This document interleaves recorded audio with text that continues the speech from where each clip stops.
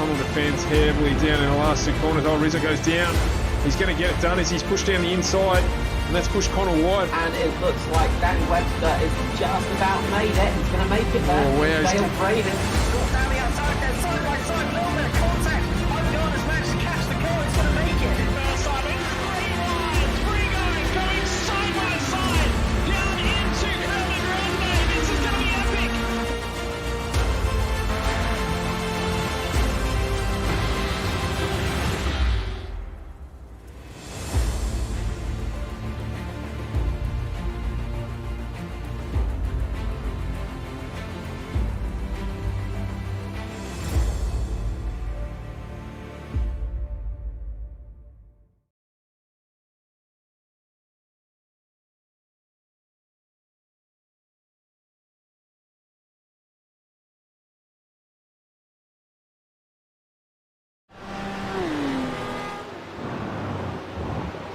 Good evening, everyone. Welcome to FGM eCast for round 3 of the Ausproam Sim Series. I'm your host, Stuart Brown. I will be joined tonight by Carl Withy as well. He's just running a minute or two late, just getting prepared for this one. A couple of little issues with the server tonight, but nothing too dramatic that we can't get this show on the road. We are, of course, at the Red Bull Ring tonight, and hoping we fixed up a couple of little issues that we had on the stream last week. And bringing this one to you tonight. So wherever you are out there, I hope you're having a fantastic Tuesday evening and get settled in for this one. It is going to be a busy affair again here. We've got open qualifying, a slight variation to the qualifying format here tonight, with the qualifying extended to around 20 minutes, so that we've got a little bit more for the drivers in terms of being able to get time out on track. So we'll have that done, and let's enjoy the racing tonight. It's going to be a good one tonight. Looking forward to it here at, well, in Austria, of course. Just to let everybody know, there's just been a slight error in the old administration stuff. So the 898 is not Jack Boyd's twin. It's actually Jack Widders. So that's just, there might be some confusion as we are talking about that. So just to let you know in advance that that mistake may come up, but the qualifying should be good. It should make it a lot easier for everybody else now. Yeah, indeed, and just having adjustings on the fly there as well. Everything's trying to work against us tonight. There's been a few changes there. You can see all the cars checking up there on screen at the moment as well. So just trying to make sure that everything works okay here, and there's some drivers holding things up. So we'll let them get themselves sorted out. Carl, one thing we have got up here tonight is the hot lap, so let's get into that if you wouldn't mind. Yes, if I could get a screen share, it would be nice.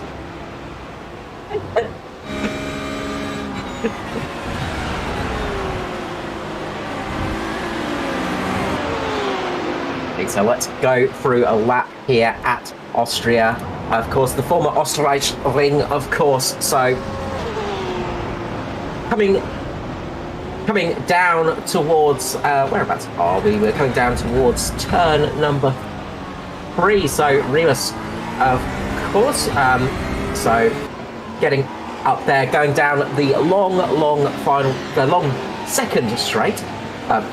Third straight, actually. There's quite a few straights here, of course. A few little corners as well that aren't really corners. Coming down towards Roush, turn number 4. Into this tight corner, dropping it down to second gear. Into turn number 5, a long right-hander. Up to Pirelli, turn number 6. You've got to be careful on this corner. Very easy to make a mistake coming through here. Lift off a little bit. Very easy to put the power back on, lose the back end. Down towards turn number 7, the Worth corners. 7 will lead to turn number 8, the right-hander. This is a really tricky corner to get right, of course. Very easy to run wide, very easy to get a incident or an off-track here. Down the second little bit of a straight here towards turn number 9, the Rindt corner. Fast right-hander, pit entry on the right-hand side. That's going to be a big, important one for tonight. Down towards the Red Bull corner on turn number 10. Again, track limits you've got to be careful of. Towards the straight again. Start-finish straight, heading down towards the Lauda curve, turn number 1.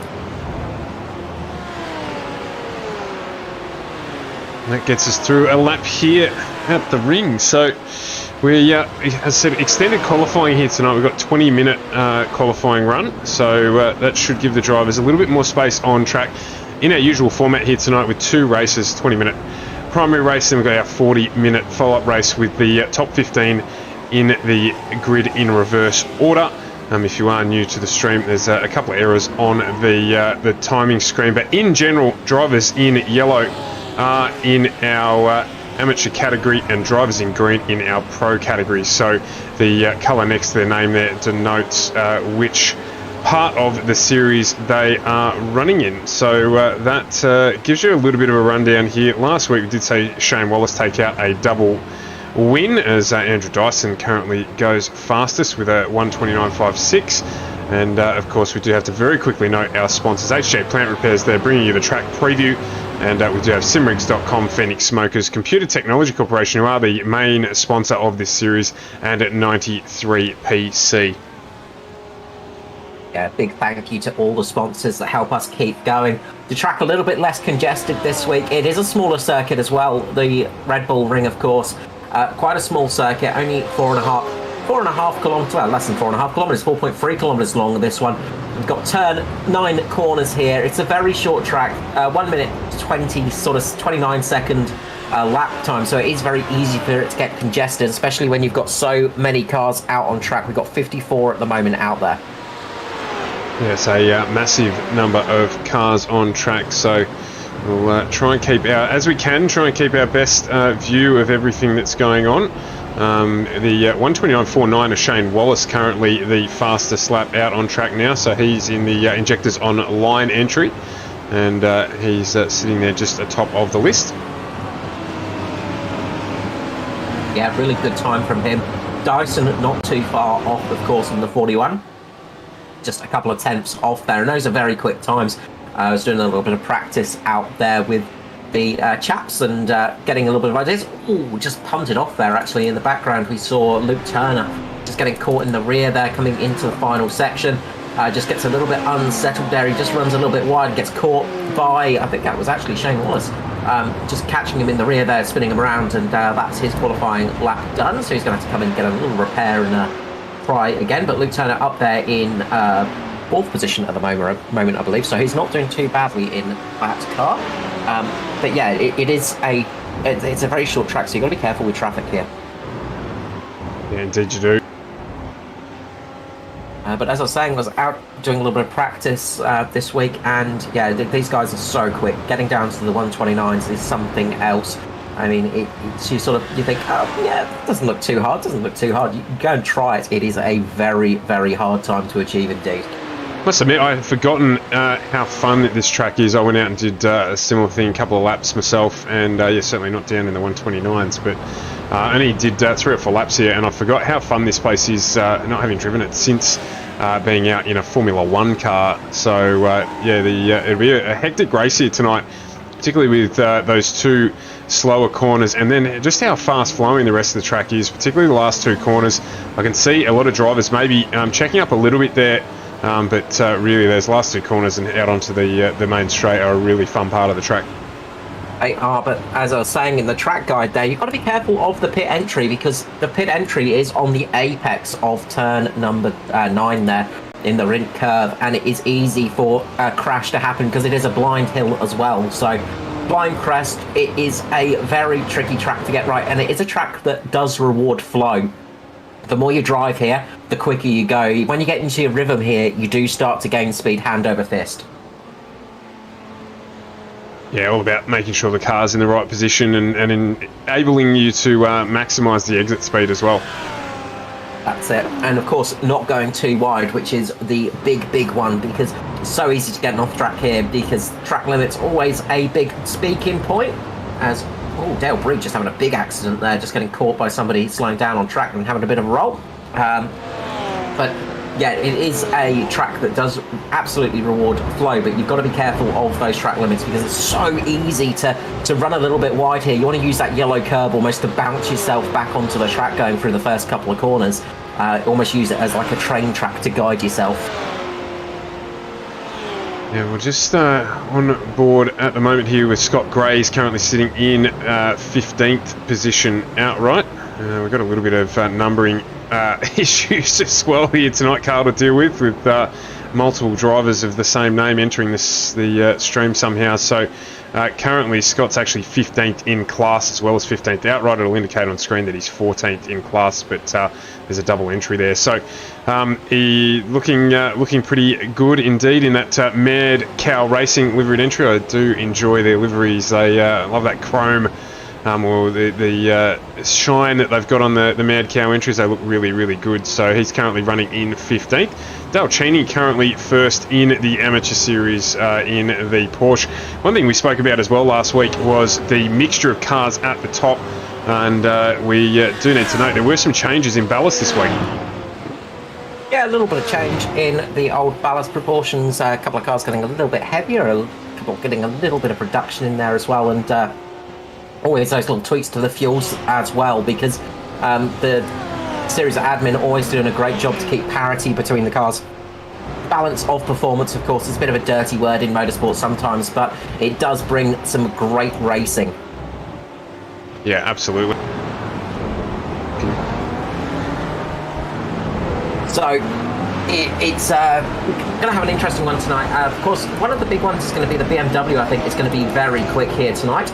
We can see two BMWs up there in the top three at the moment, with Danny Davidson and Jack Boyd up there in first and third. And that BMW is going to have a little bit of a help tonight, of course, because it does tend to have a fair bit of punch down the straights. But if you get caught up behind it, you're going to get a great draft as well, because that thing is huge and it does punch a big hole in the air. So that could be a really good advantage for some of the cars that just lack a little bit of the old top speed, and that tends to be the Ferrari sometimes, and I've seen Lamborghini's quite good on that, but they do tend to just struggle a little bit in that respect. So that BMW is going to be punching a nice big hole in the air, almost acts like DRS in Formula 1. So you sort of get a nice bit of drafting, that the air gets a big hole punched in it, so your car behind it goes quicker, and you can start catching up. It's going to be interesting to see how the Porsche does here tonight as well, of course.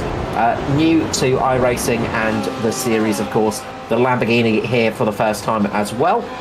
But all very different cars, but all very close. And as we said, with balance of performance, they're keeping them very close indeed. A couple of attempts between top 10 really. There's not much between those guys at the moment, so that's really keeping it nice and close, nice and exciting at the front. Yeah, absolutely doing a good job, the admins, as always, to keep this series as level as possible. And I'll tell you what, it's been a frantic start for us. We'll try and get ourselves back to normal now, Carl. I think we've got everything caught up there after those few issues, so apologies to the audience out there, wherever you're joining us on Facebook, Twitch, or on YouTube. YouTube, our preferred streaming platform as well. So if you are watching, don't forget to jump across and give us a like and a follow over on that stream as well. It certainly helps the channel grow. But we're back here. I think we've got everything under control. And yeah, we've just bring up on screen here, just looking at how much time I got left. So it's 10 minutes through now. An extended 20-minute qualifying session here tonight, just to try and manage the track pressures a little bit. And it looks to be working so far. Last week we did see a couple of drivers miss out on actually getting a hot lap in, just because they couldn't get clear track at Watkins Glen. And that looks like so far tonight it hasn't been as much of an issue. Yeah, it's really helping them out. So just quickly, I've managed to get my actual ballast numbers up as well. So the Ferraris lost 7 kilograms. The Porsche as well down 7 kilograms as well. The BMW's had an extra 4 added onto it, and the big one is the Lamborghini, an extra 10 kilograms in the Lambo. So that's going to make a little bit of difference in the extra weight there to keep them a little bit more balanced, of course. But that's going to help the Porsche a little bit lighter in the Porsche is always a welcome thing, same as the Ferrari. Yeah, the drivers won't be too disappointed with those changes, I don't think. No, definitely not. And it's not affecting them too much, because we've got a good mix of cars up there. As I say, the BMWs are definitely looking to be very quick out there tonight, but there is a few Ferraris lurking their way up there, a few Porsches as well. The ones that seem to be struggling at the moment are indeed the Lamborghinis. So We do have one up in P2 though, so that's with Shane Wallace on board, which isn't too much of a surprise. But the Lamborghinis are possibly struggling a little bit. It's Rizzo down in 11th place at the moment, so it'll be interesting to see how they go. Yeah, absolutely. As we're just coming towards 7.5 minutes to go, just getting a couple of other things fixed up here on the fly. I tell you what, I'm working this hard at the start of a stream for a little while, just trying to get these extra drivers that have popped in their names just coming across incorrectly into class as well, so it tries to make our job a little bit easier tonight. So we've updated the class standings there, so those incorrect drivers are actually allocated. So it is Jack Boyd doing a fantastic job. We saw him last week perform really strongly at Watkins Glen. He's currently sitting in provisional pole position. He's got a 10th over Shane Wallace, who had the double win last week, and then Danny Davison up into third provisionally at the moment as well. A new runner. I don't think we saw Danny last week, did we? I don't recall. No, that has to get me thinking, which is always a tricky thing to do.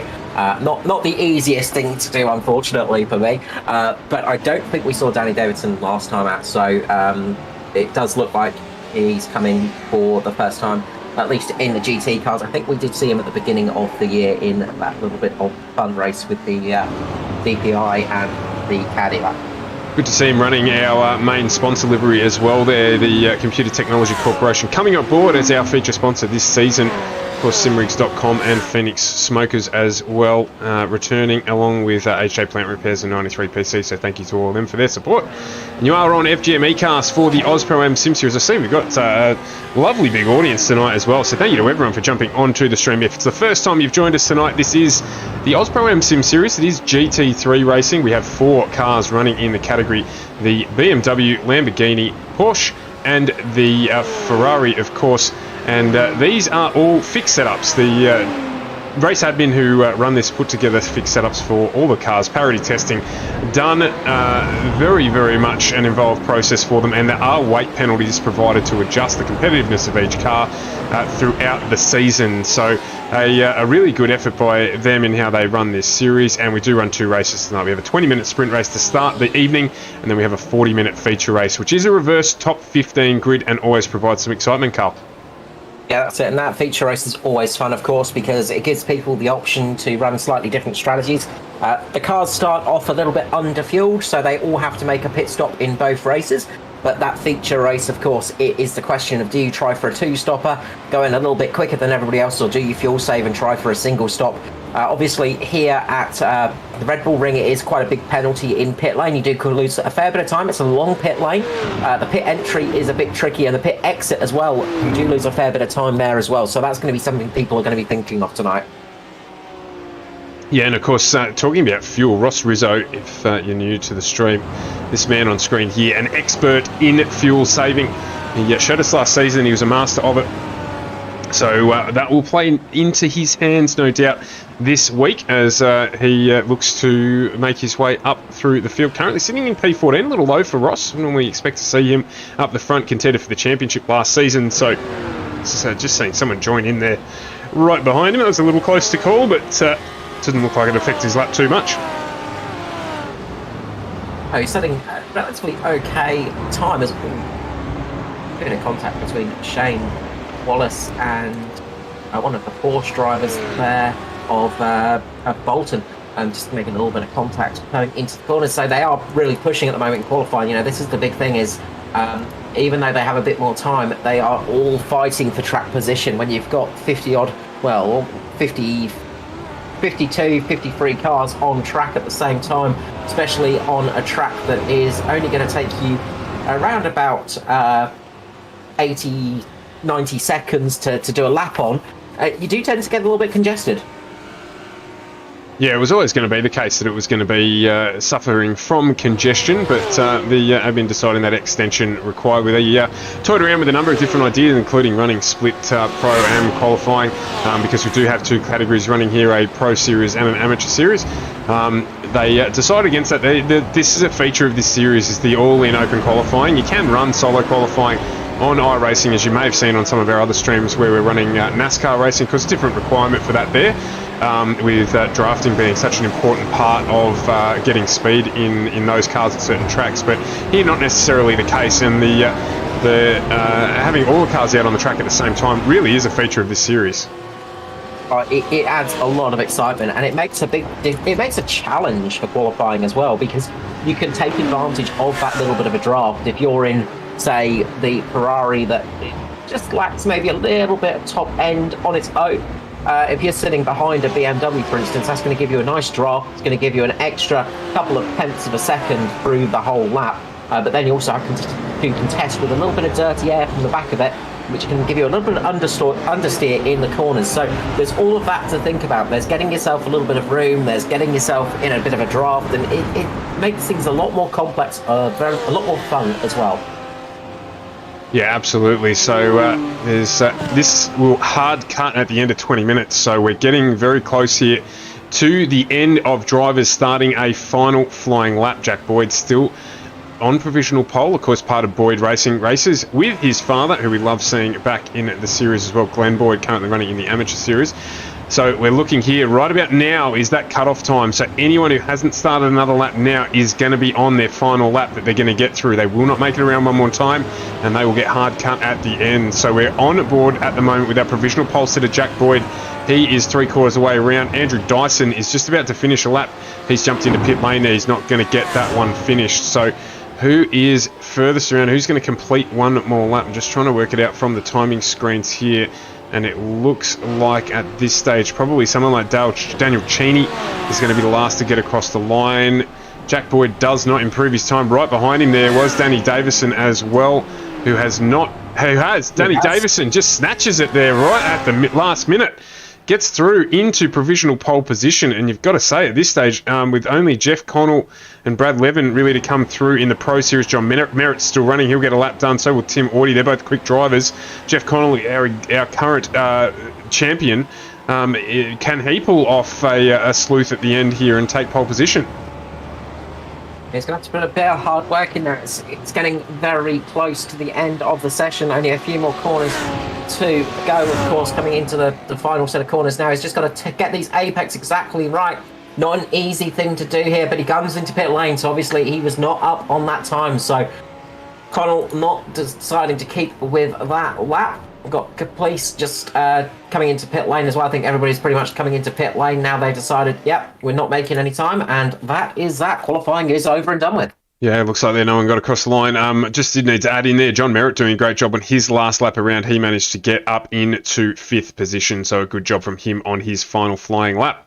So, Carl, the thing as always that takes up a little bit of time here is let's get the grid on the screen. Let's have a look at round 3 here of the Ausproam Sim Series thanks to Computer Technology Corporation, and it is Danny Davison snatching pole position there right at the death knock by 0.029 at the end from Jack Boyd. Then Andrew Dyson, Simmerix commentary, great job from him up into 3rd with Shane Wallace in 4th. Then it's Merritt and Rizzo off row 3 with Widdowson Turner off row 4. We've then got Connell and Levin off row 5 with James Pettigrew and Joshua Fitt off row 6. And as we flip over the screen here, it is Dennis Guitaric and Matty Cartaleone off row 7 with Matt Andrews, first of our amateur drivers in P15. Good effort from him, starting out row 8 next to Timothy Audie. Then we've got Derek Audie in the Phoenix Smokers entry next to Lachlan Capel, followed by Scott Gray and Maverick Benson off row 10. Christopher Henn, Chris Sturdy off row 11 with Daniel Webster and Luke Fitt off row 12. As we keep flipping over here on this massive grid, we've got Jason Bentz and Daniel Cheney, followed by Mitchell Bolton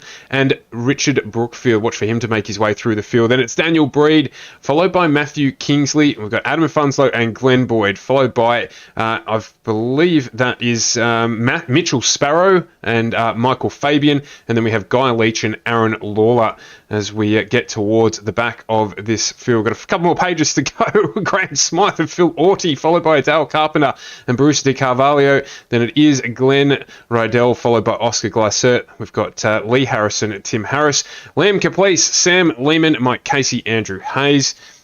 As we work our way back here to 49th position, Brady Buchanan, 50th, Paul Mansell, Hayden Jackson, Isaac Edwards, and last row of the grid is Jeffrey Wang with Shane Wallace there, a duplicate registration.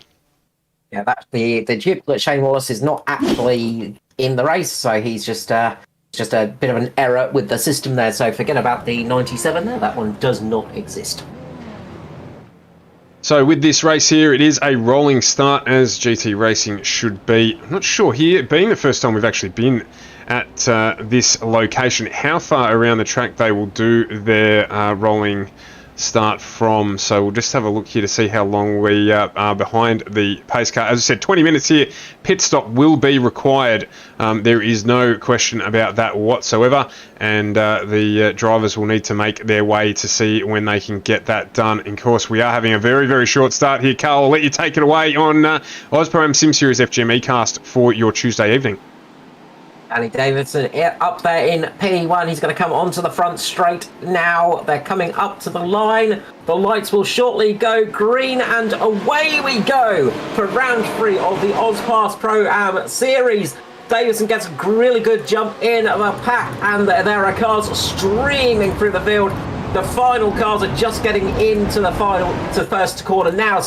Sorry, the final corner now. They're all coming through the first corner, and this is where you've got to watch out. Very easy to make a mistake here, very easy to have an accident here. This corner does get very tight very quickly. We can see somebody off in the background. I think that was Andrew Hayes there. They're coming up to the second corner now. Or third corner, technically.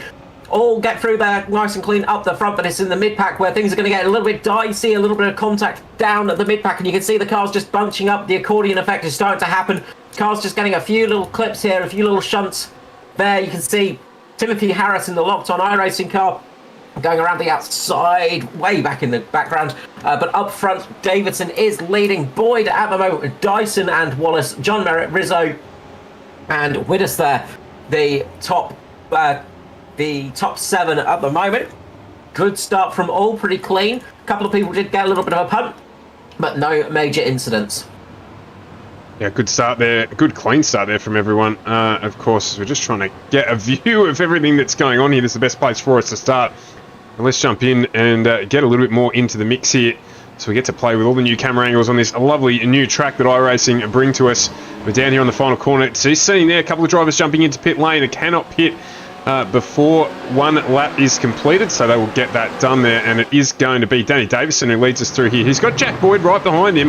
Andrew Dyson, of course, an extremely strong performer in these cars, as well as Shane Wallace, Jack Widders, John Merritt, Ross Rizzo, and Jeff Connell there. Biggest mover so far is Scotty Gray. He's up 6 positions up into P13 in the 92 entry, and he's just here at the front of this pack. He's just having, at the back of this pack. Just having a look here at Dennis Gatarik and James Pettigrew in front of him. Just seeing what he might be able to do here up into the hairpin. A good passing opportunity for the drivers there. So I can hear a little bit of damage in the background. And there's a lot of damage in the background. What is going on there? We've got a couple of cars around. I think that might have been Daniel Webster who was rotated there. Jeff Wang got into that incident as well with just another big concertina effect going up into the hairpin. Yeah, that's it. Big concertina effect. Webster just on the outside. He got caught out a little bit because there was a little bit of contact in front of him. He got caught as he was trying to take avoiding action. I think it was Derek Orty that actually was the car. Sorry, not Derek Orty. They got the wrong car there. Christopher Henn that was the car that got caught. That caught another car there, and it was Timothy Orty actually that got turned around first of all, and then that incident just caused it. Just cascaded behind them, and cars going around. Then they had to wait for the whole field to go past, and that is a very painful thing to do in these cars when you've got such a big field as well. At the front, it stays pretty stable. We've got Davison, Boyd, Dyson, and Wallace. The gap there just pretty stable as well. So they'll just be getting into a rhythm here. It is a 20-minute race, so it doesn't sound like a long time, but it is a long time for them to get around. There's no need to do anything silly early on. Some will be managing fuel. There'll be some strategy in that as well, as the drivers can short stop or have a slightly shorter stop, maybe get the advantage, because with such a small gap between them, pit entry is going to be really critical, and the amount of time they spend stationary as well. As you can just see there, Jack Widders just closing in onto the back of Shane Wallace as well. So this battle pack at the front here is going to continue to increase in size, I think. Yeah, and you can see 2 BMWs in the lead. Unsurprisingly, this is a track that has some very high-speed sections to it, some long straights here, and those do favour the BMW. Those fast corners tend to help it a little bit. That big chunky Beamer has got some good power behind it.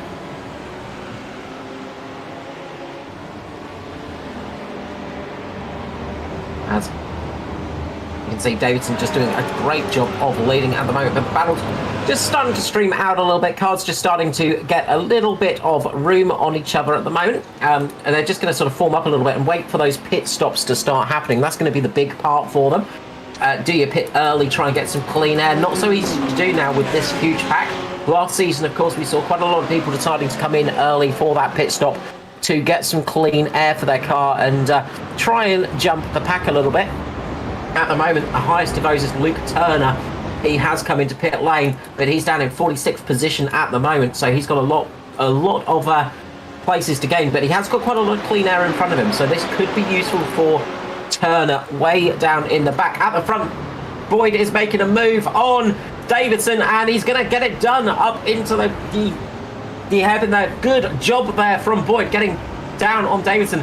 See Andrew Dyson there as well. He's trying to make the move as they come down to turn number 4. It's going to be Dyson. Oh, as he gets caught by by Davidson there, and around Dyson goes. That's disastrous. A few cars getting hit with that as well. Yeah, unfortunate damage there for Dyson. He won't be happy with that. He's just trying to get back out on track there. You can see the damage to the left-hand front corner of the car there. We'll try and grab a replay of that one. So I think it was John Merritt was very, very lucky to escape damage, as well as Willis there. Willis just going around the outside, just missing by millimetres there. Nothing between those cars. That was really unfortunate there. An unfortunate accident as well, because those, as we see so often, people racing so hard with each other, so close with each other, lap after lap, but that's really going to affect Dyson's race. Yeah, you can see the experience of Dyson there, though, as well. Albeit he'll be pretty upset that he's copped that damage, just getting straight off the track there and not wrecking other people's races. So, albeit disappointing for Dyson, great driving from him there. Good track awareness. Sorry. Daniel Cheney going around just in after turn 9, a huge accident just there. He's gone around, held the brakes, but then a few cars have collected him, trying to avoid him. A big accident a bit further down the field.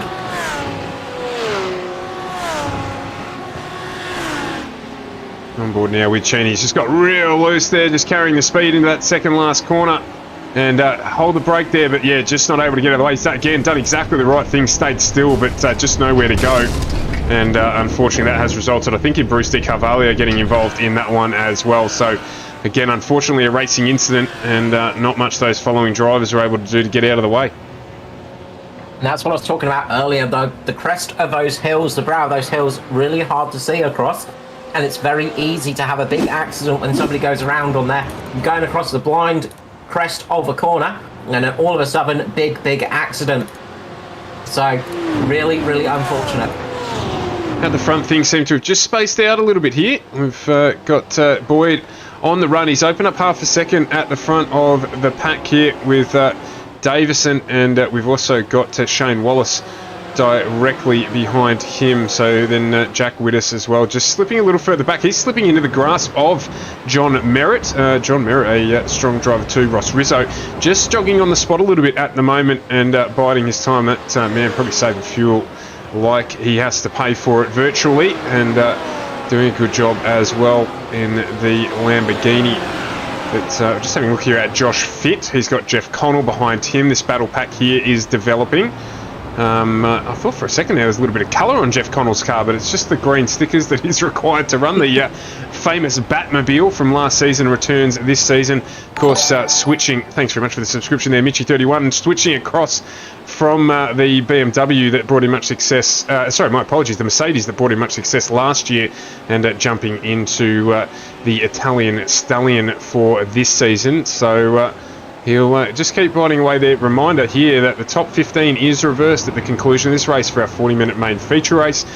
So a good solid start from the mid-pack, and good movement will get you a reward at the end if you can get that. At the moment, Graham Smythe, absolutely the personification of that. He's up 19 spots, currently sitting in 18th position as it is. So he's only got a couple of positions to make up before, as there's an incident there down on the infield.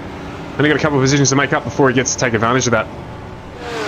Yeah, Shane Wallace getting very, very lucky there as a few of the cars coming into pit lane. He had to just take a little bit of avoiding action, getting around a couple of the cars entering pit lane. As I said, it's a tricky pit lane to enter. Very easy to make a mistake. A lot of cars coming in now, and as we see the incident up on screen, trying to see. Looks like Michael Fabian, I think it was, Carl, there. Yeah, just going around by himself, and so what's he done? Just ducked off onto the infield. Done again the right thing. Really good awareness from the drivers tonight in making sure that they get off the track where they can or hold the brake where they need to. So he's just flicked that around. No damage done other than position damage, and he'll get back on with it. Yeah, he's just caught that yellow curb, unfortunately. Easy to do, and as I said, you want to almost ride that curb like a track sometimes, but you've got to put your wheel just on the edge of it. You don't want to have it too close to it. You get it too close, all of a sudden bad things happen and the car will rotate very, very quickly. Meanwhile, John Merritt has got a good race going on side by side with Joshua. Oh, it's in the background, Carl. Oh, big accident in the background. Didn't even see who that was, to be honest. Sorry, I'm trying not to cut across you there. Sorry, Daniel Gaderick there and somebody else there as well. I'm just trying to have a little bit of look back at that one. I think it might have been Scotty Gray. It was indeed, yeah. Scotty Gray actually getting into the back loop of the car. Big accident. So you can see on the replay here, just catches him there. It looks like Derek's just got just in to the panels there, so couldn't see it. It's a bit close to call, in all honesty, between those two cars. Let's call it a racing incident for now. Have a bit of a look at that later on. Shane Wallace has come into pit lane, though. We've got the leader in pits at the moment. Let's see where he comes out. Losing around about 32 seconds in pit lane. He had about a 20-30 second lead when he came in, though, so be interesting to see where he comes out. Recovery drive going on for Andrew Dyson. He's managed to make up a few positions after that incident. He's up into 15th at the moment, so not a bad recovery from him. Wallace coming out of pit lane now. Whereabouts will he come out? He's just got Boyd behind him. You can see the BMWs there of Glenn Boyd and Jack Boyd there. The two Boyds there. One is a lap down, I believe, but they are side by side at the moment and doing a good job of getting it across. But Jack is all over the back of Wallace at the moment. Wallace has managed to get the lead of the race, though.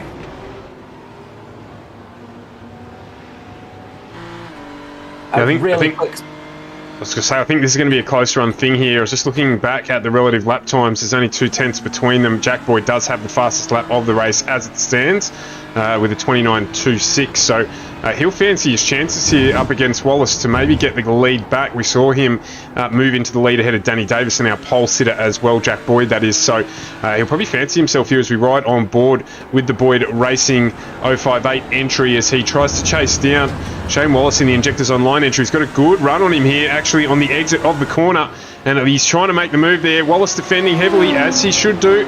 What's Boyd going to do there? He's going to try and get the crossover, you'd imagine, down here onto the main straight. He's definitely going to get the draft, so maybe his best chances at the end here, as he's doing a really good job on the back there of Wallace. As we jump back on board, you reckon he's going to try it up here, Carl, up into the hairpin? It's going to be his best opportunity. Wallace will try and defend heavily. He's going to try and do the trick. How's he going to go into brakes? He's not going to be able to get it done.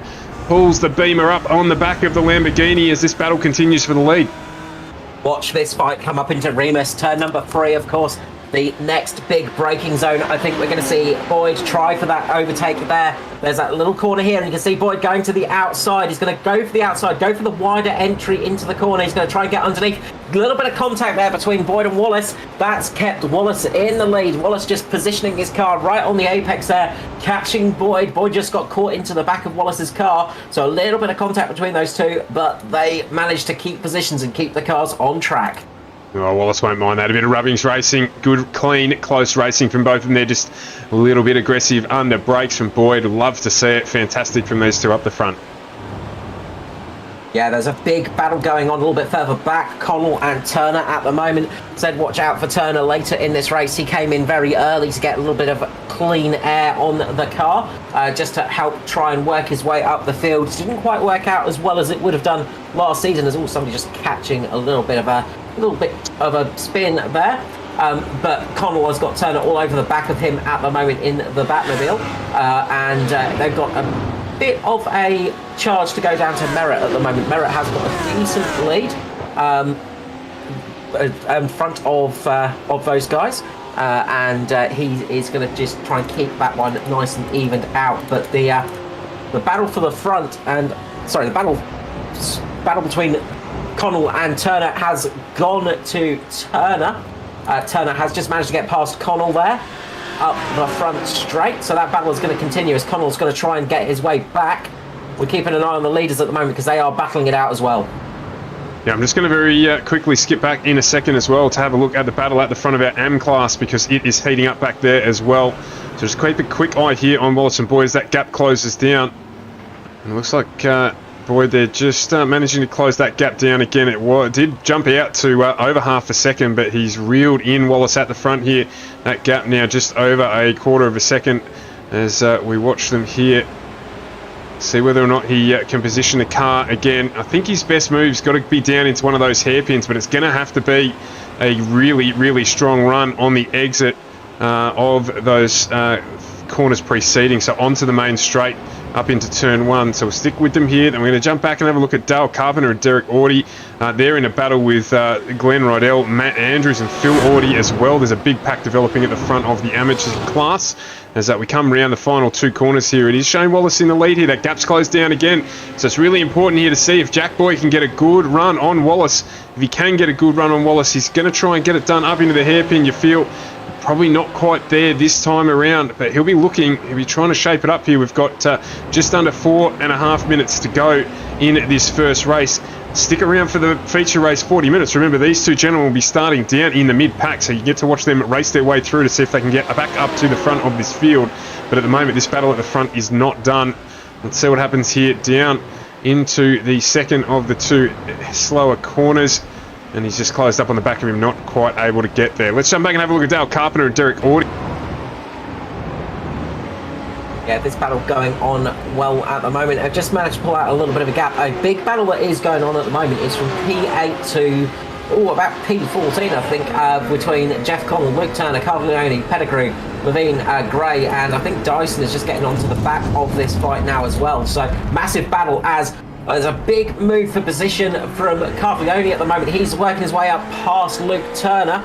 If we can jump to that camera. These guys are absolutely battling it out.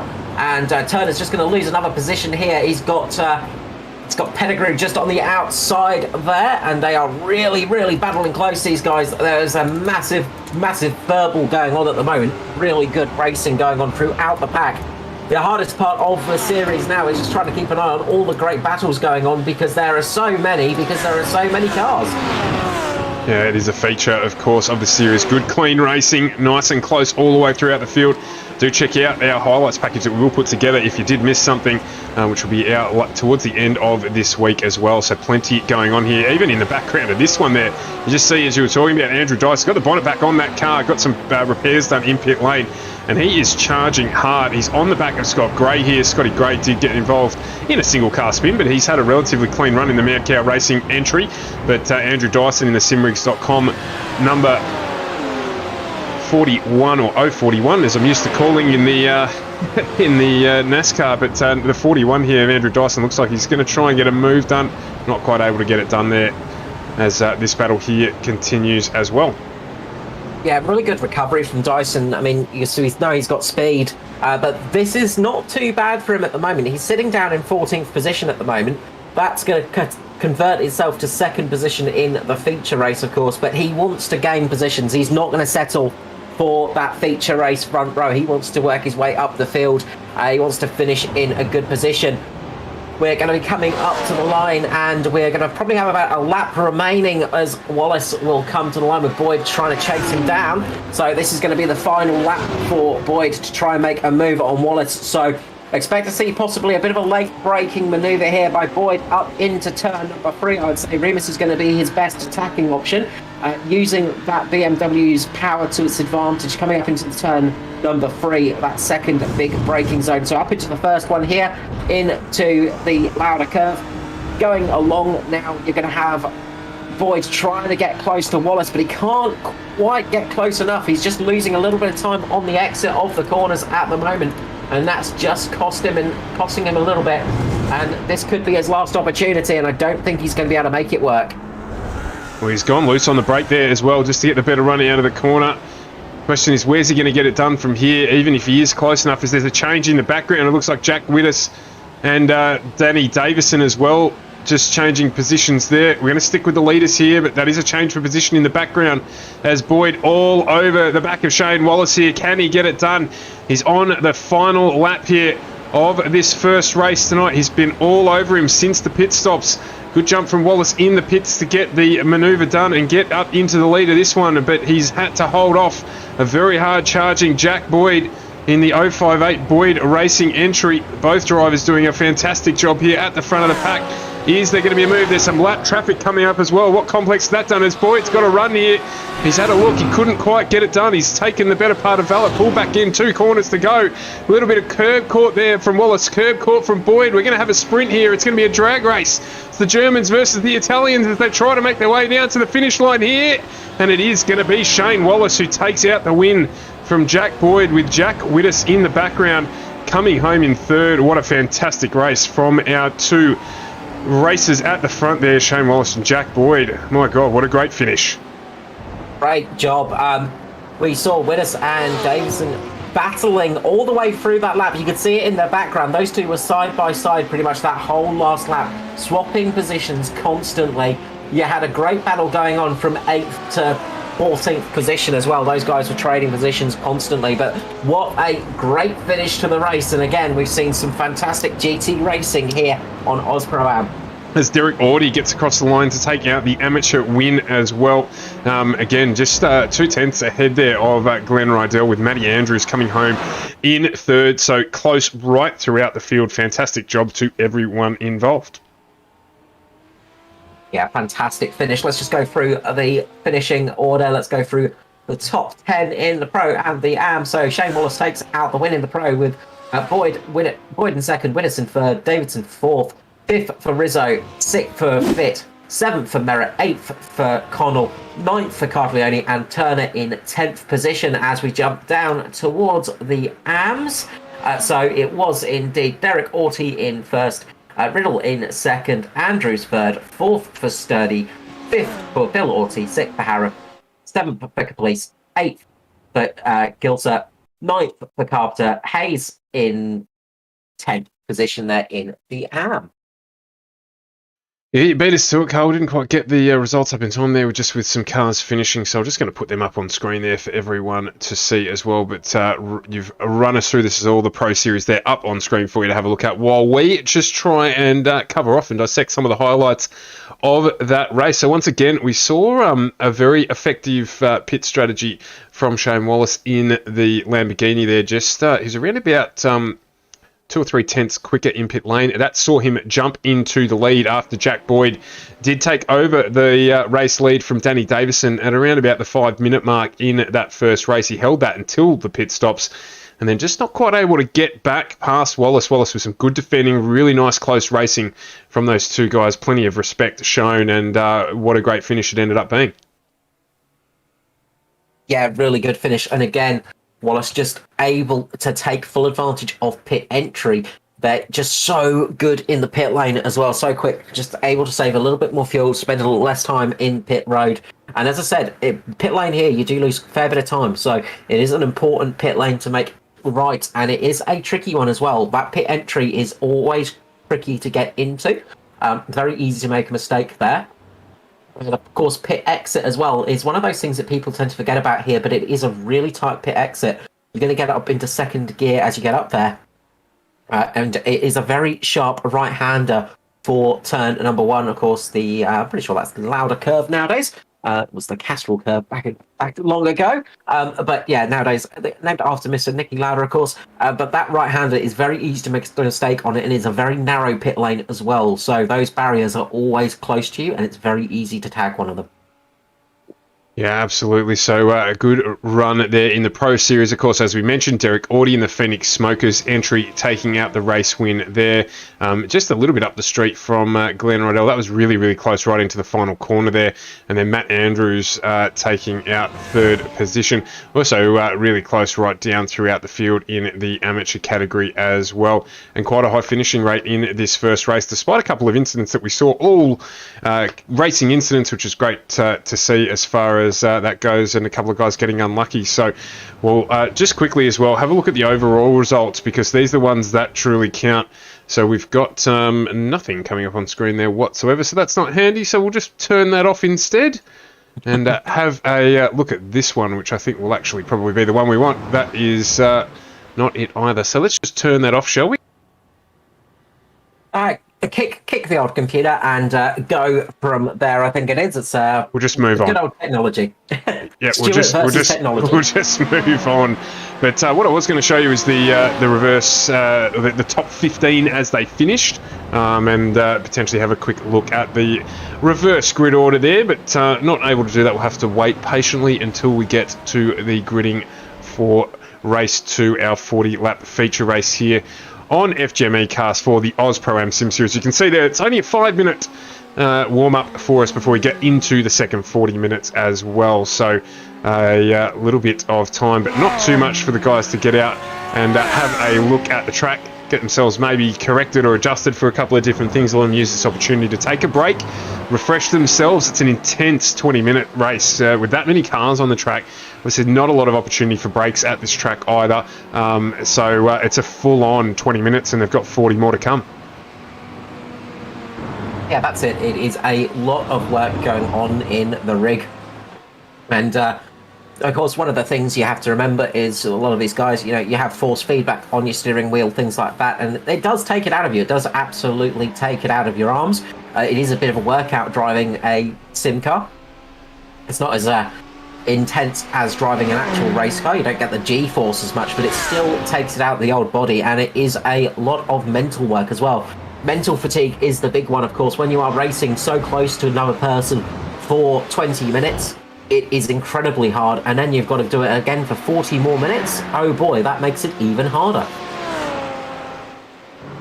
Yeah, absolutely it does. So the guys there will get themselves sorted out for the next run around, which will start in around about 20 seconds. Good opportunity once again to thank our series sponsors, HJ Plant Repairs, of course the inaugural sponsor of the Ausproam Sim Series. They've been with us for all 4 seasons thus far, and join us back again. Hayden Jackson runs in the series as well. We thank him for his ongoing support.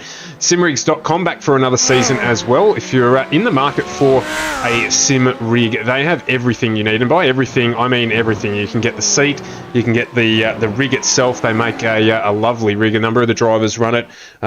Force feedback wheel, everything that you need, pedals and the like, and they're a really big supporter of local sim racing, so we appreciate their support. Phoenix Smokers, owned by the same company as well, just got into the market too, so if you're into smoking meat like I am, Phoenix Smokers is the place to get yourself set up. And of course our series main sponsor, Computer Technology Corporation, along with 93PC. So pretty much amongst the sponsors there, you can get a house dug, set up the wiring, get yourself sorted with something to cook food, get a computer and a sim rig and go racing. Got all you need for what you need in life. So everything is set really there with all our sponsors, so make sure to check them out.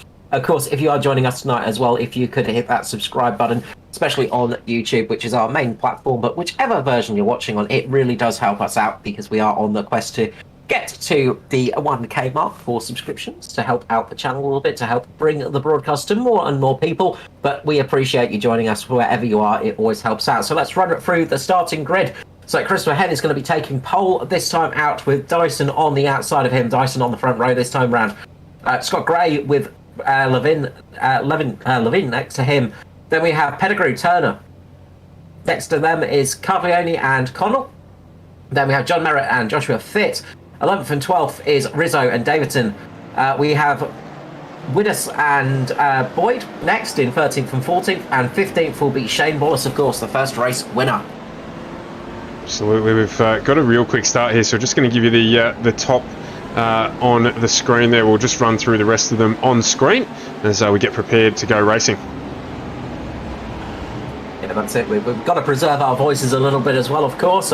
Running through all the order sometimes is a little bit tricky, but it is a very short warm-up run down to the first corner here.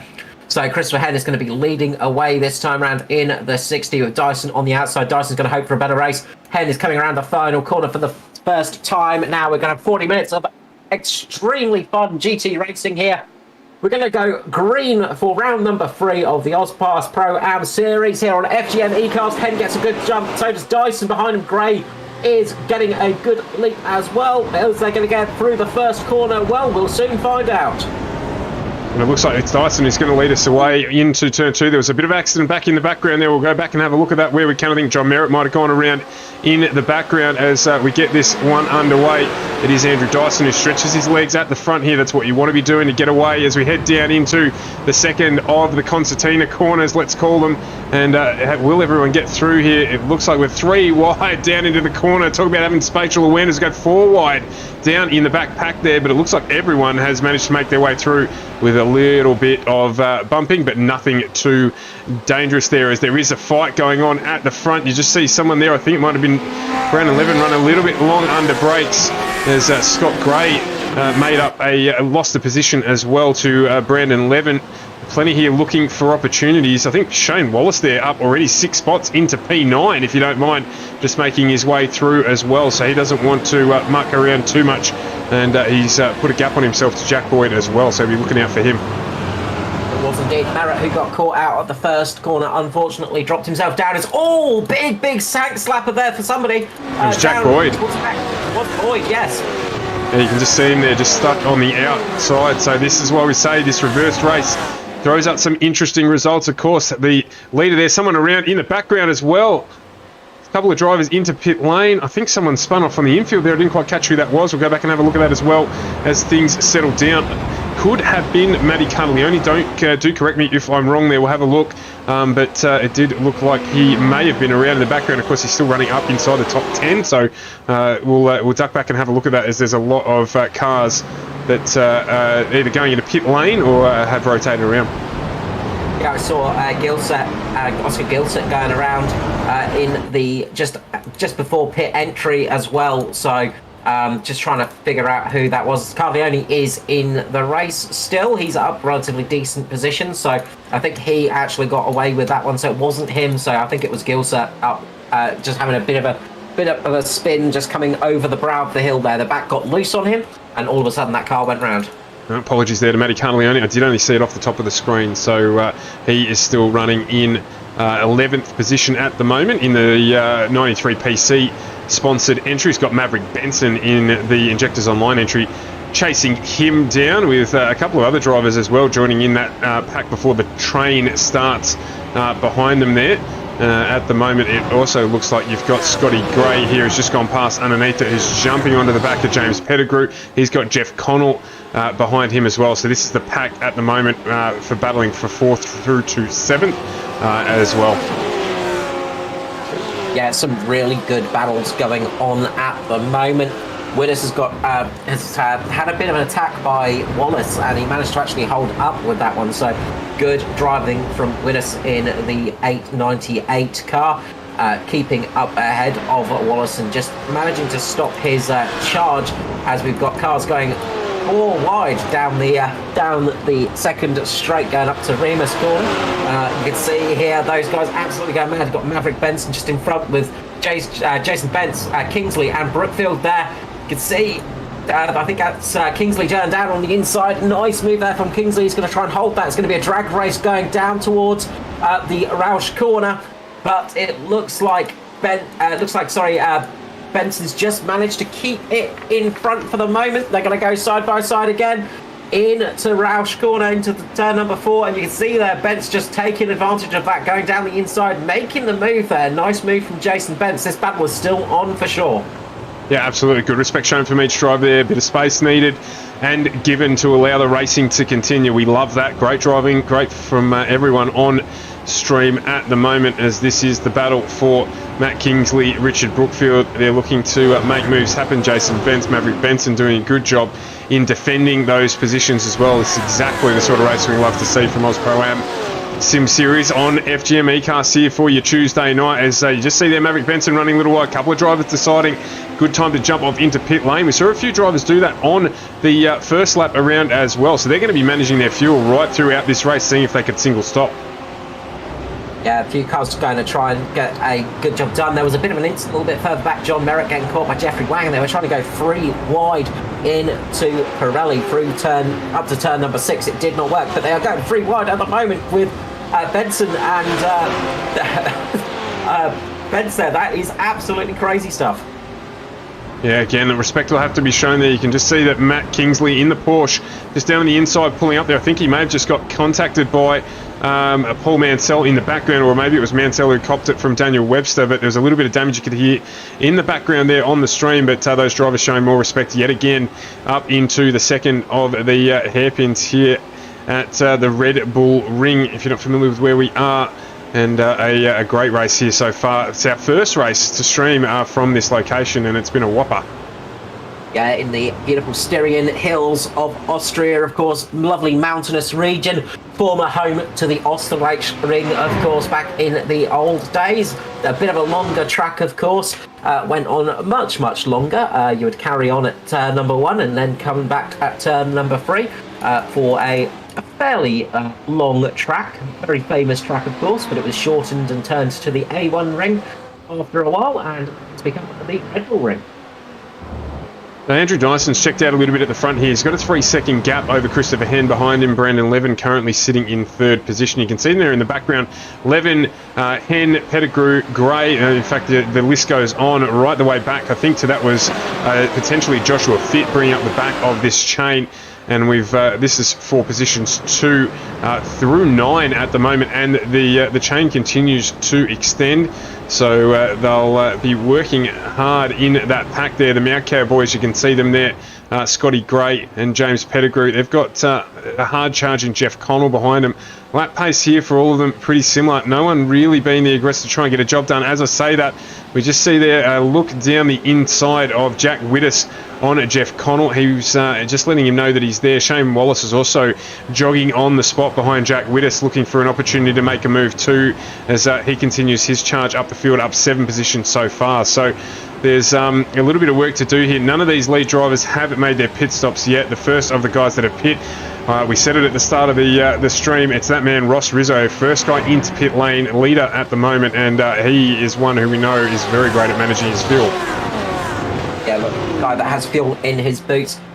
It looks like Henn is coming into pit lane towards the front, so he's decided to come in. I was going to say there was less than 3 seconds covering the covering from 2nd to 10th there. That was absolutely awesome to see. Yeah, as it continues on here, a couple of drivers jumping into pit lane, good idea. They'll try and get the undercut done if they can.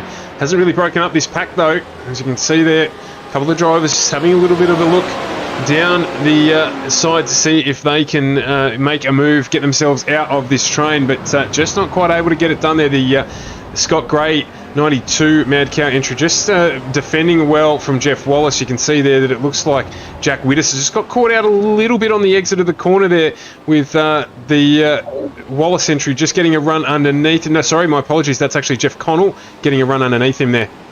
Little bit of contact between Connell and Wittes there. That just set Connell just a little bit off centre. Again, contact between the two. They run off the corner there. Wittes and Connell there going off track. That's a disaster for both of them. They're managing to get on track. Luckily, they've got a bit of a gap to get back on the track with, but that has cost them dearly. And the big winner there, Shane Wallace, who just got a priority pass all the way through the train there, and he's now up into 4th behind Scott Gray. Yeah, again, it's falling Wallace's way. He seems to have a shamrock in his car at the moment.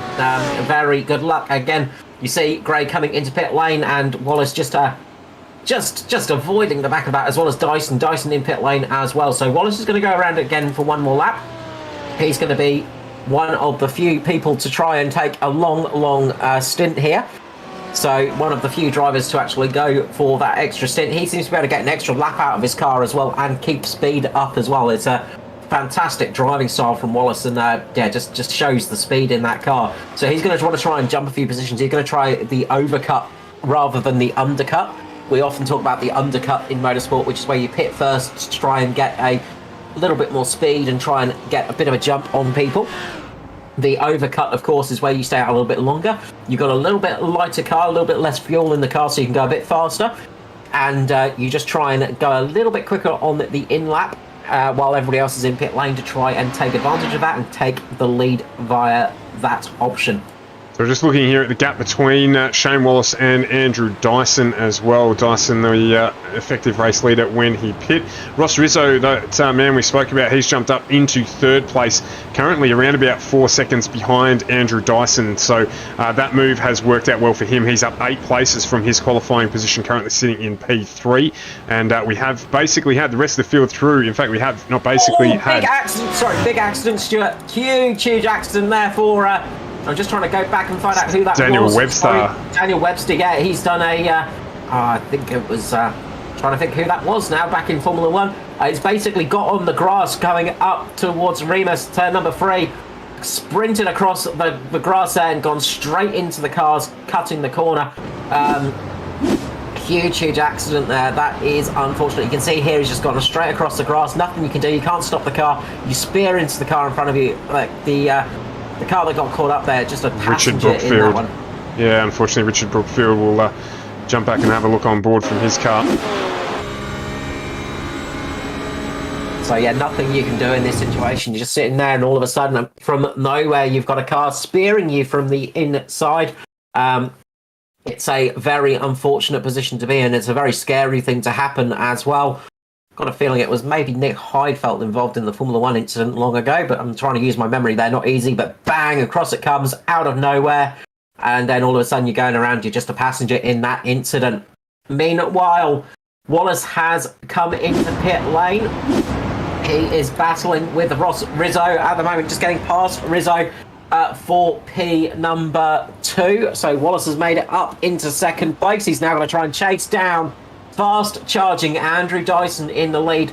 Dyson has got around about a 4-second lead at the moment. Dyson in the Ferrari, Wallace in the Lambo, Rizzo in the Lamborghini. Then we have Luke Turner in the Beamer.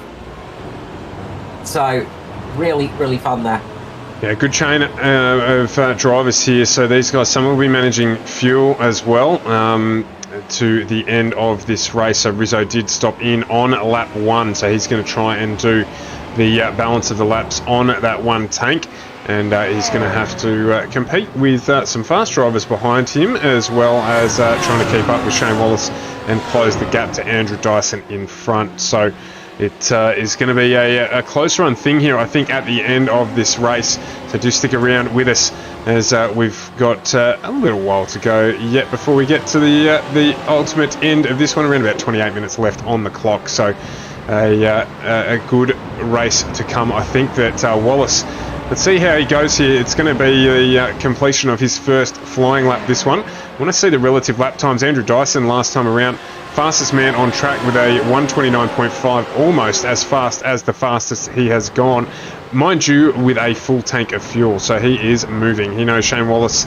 is in good form and is going to try and chase him down for the win here. You can see him there up the road a little bit there, about 150 metres up the road. Big accident for Dale Carpenter and Liam Police. Carpenter getting caught up in the first corner. Big accident for him, and that's going to really hurt him out. So I think also Carpenter might have got a little bit of a scare. He's just gone into the back of one of the... gone into the back of somebody there. I think it was Christopher Hen. He's just got caught up with Christopher Hen, just gone into the back of him. So a couple of incidents on track at the moment. It's one of those things when you're racing this close, this fast, it is easy to make a little mistake, and it is very easy to get caught up in an incident. When you're running a couple of seconds between each other, very easy to have a big crash, and you can see Carpenter's accident just there.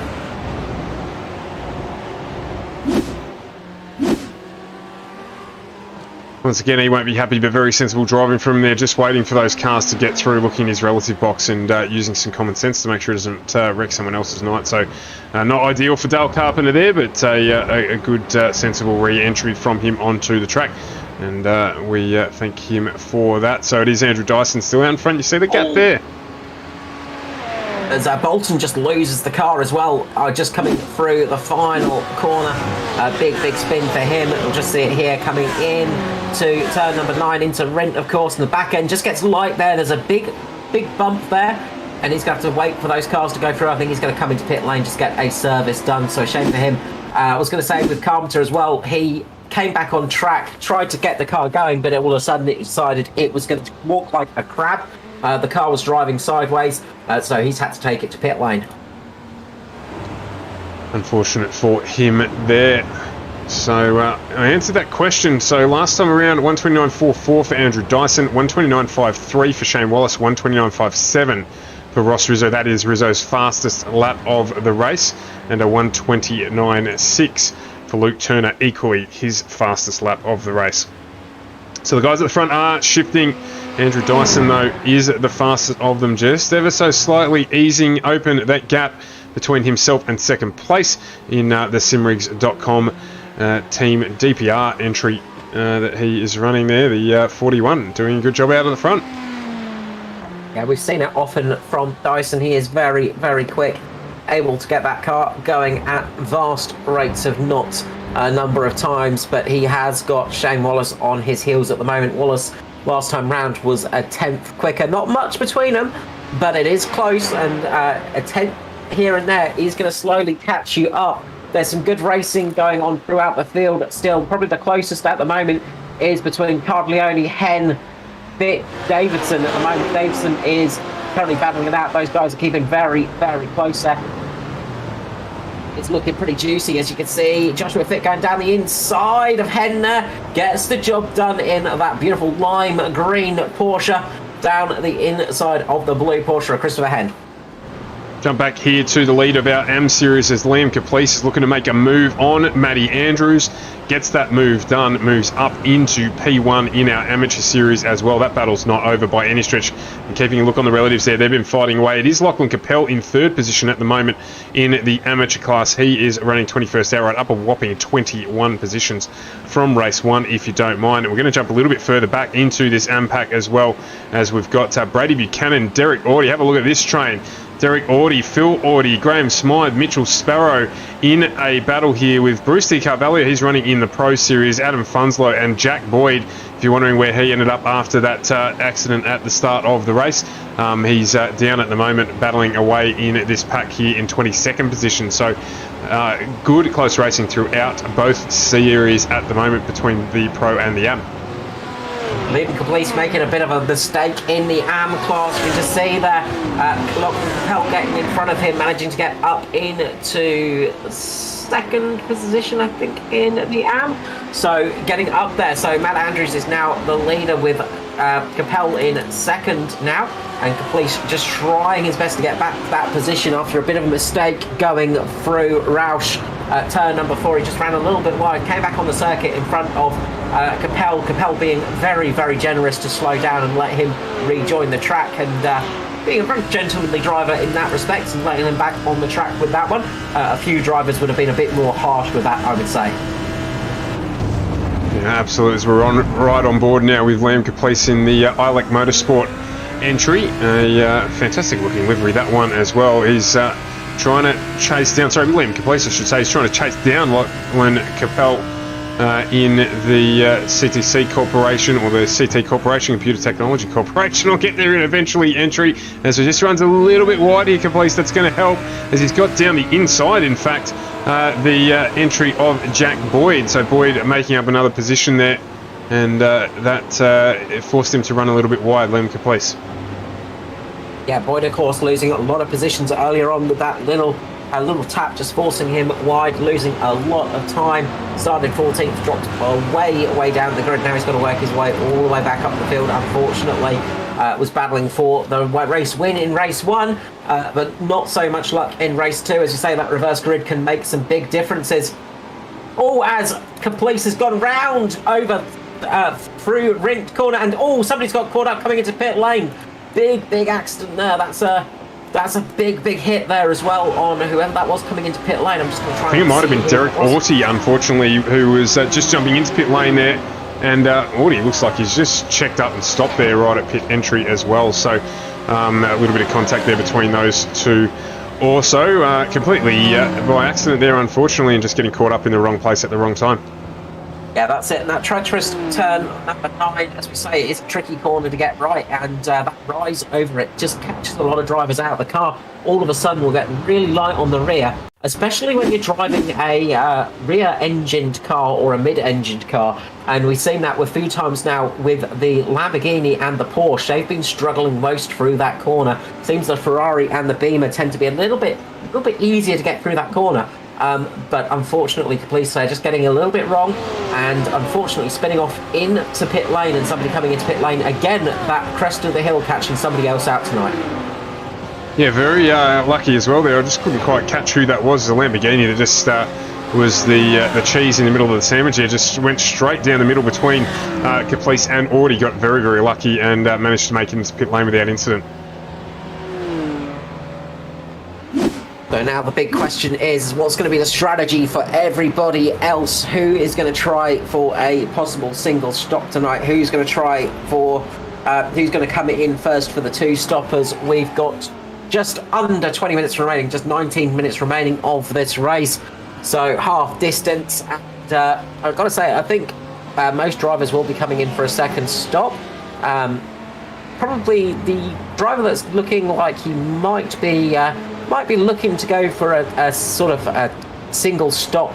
First drivers in that pack probably going to be Pettigrew, Fit, Christopher Henn maybe, and Danny Davidson, as well as Jeff Connell. So those guys might be looking for a single stop option. I think everybody else will be coming in for at least one more. Let's not forget as well, Shane Wallace stopped on lap 7, so he was the last of our drivers to pit. So he should be able to stop the latest, but of course he is pushing to close the gap to Andrew Dyson, currently sitting at just around that 4-second mark, as Dyson runs a little bit wide there on the exit of the last corner. So as Ross Rizzo, who did stop on lap 1, he jumps into pit lane now to get his final stop done. And I imagine to see a number of the other drivers like Tim Orty and Phil Orty, who stopped on lap 1, just jumping into pit lane also. One of the big things for Wallace is the fact that he was stationary in his pit stop for 12.3 seconds.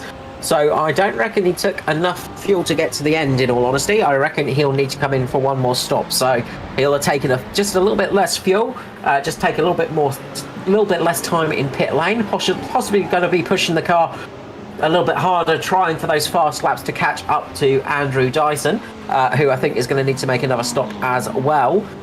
So I was just sort of looking at the stop times, and the first of those cars to stay stationary for more than 16 seconds is Pettigrew at the moment, down in 7th position. He did stop a lap earlier, so he might be in a little bit of trouble, but Joshua Fitt, he stopped at the same lap as Dyson, and he was stationary for a little bit longer, so he could have a little bit more fuel on board, so he might be trying for a little bit of a longer stop, a longer stint, trying for a little bit less fuel, as right now we see Pettigrew actually getting past Joshua Fitt. Great little battle going on a bit further down the order. A lot of Porsches involved in that one. Got 3 Porsches in a row. And the BMW of Danny Davidson coming up just behind.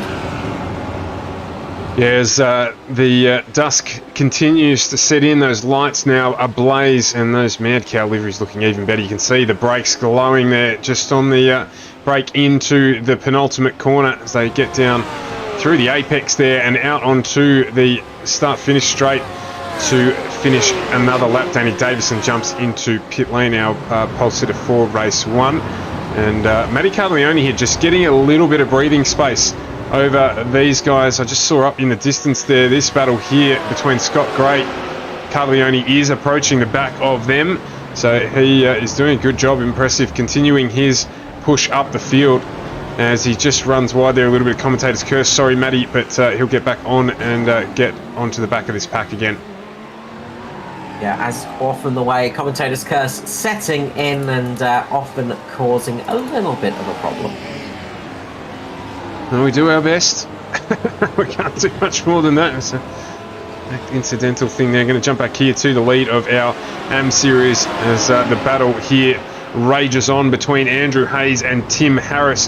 Harris looking to get it done. Oh, looked like he might have just slightly overcommitted there in the Locked On Lads Racing entry. Got it pulled up. Really, really good driving from him to get that stop, not lose too much time on the back there. He also has behind him, just trying to identify the driver that's coming up behind him in that Lamborghini. I believe it's actually some lap traffic there as well. So good battle here at the lead of the Amateur Series, of course. If you're looking for information on iRacing and all things Aussie iRacing, Locked On Lads podcast is available as well on the most popular streaming platforms wherever you enjoy your podcast material. So do jump in and have a listen to the lads as they cover off local motorsport of a sim nature every week in that podcast. You may often hear a familiar voice on there as well. Certain anzcar commentator sometimes does a bit of result action on there too. So. Well, it's not me, so I'm going to guess that it's you. It might be. I won't make it fun. We've got Luke Turner, Scott Gray, Levine, Cardleone, Boyd, Mansell and Fonslow in pit lane at the moment. A lot of cars coming in right there. So a big group of cars coming into pit lane, getting a bit more fuel in. How far is Dyson and Wallace going to go right now? That's the big question. Will Fit be able to take it to the end? Has he got enough to get to the end of the race on fuel? That's another big question right now. We'll soon find out. And I guess the big question, of course, is if Dyson gets the win, will he have to do a John Watson and shave his beard off? Well, I don't know. We'll have to ask him, of course. I know one thing that he will do, which is to give a shout out to the boys, of course, as Dyson he's coming in. fundamental to his approach.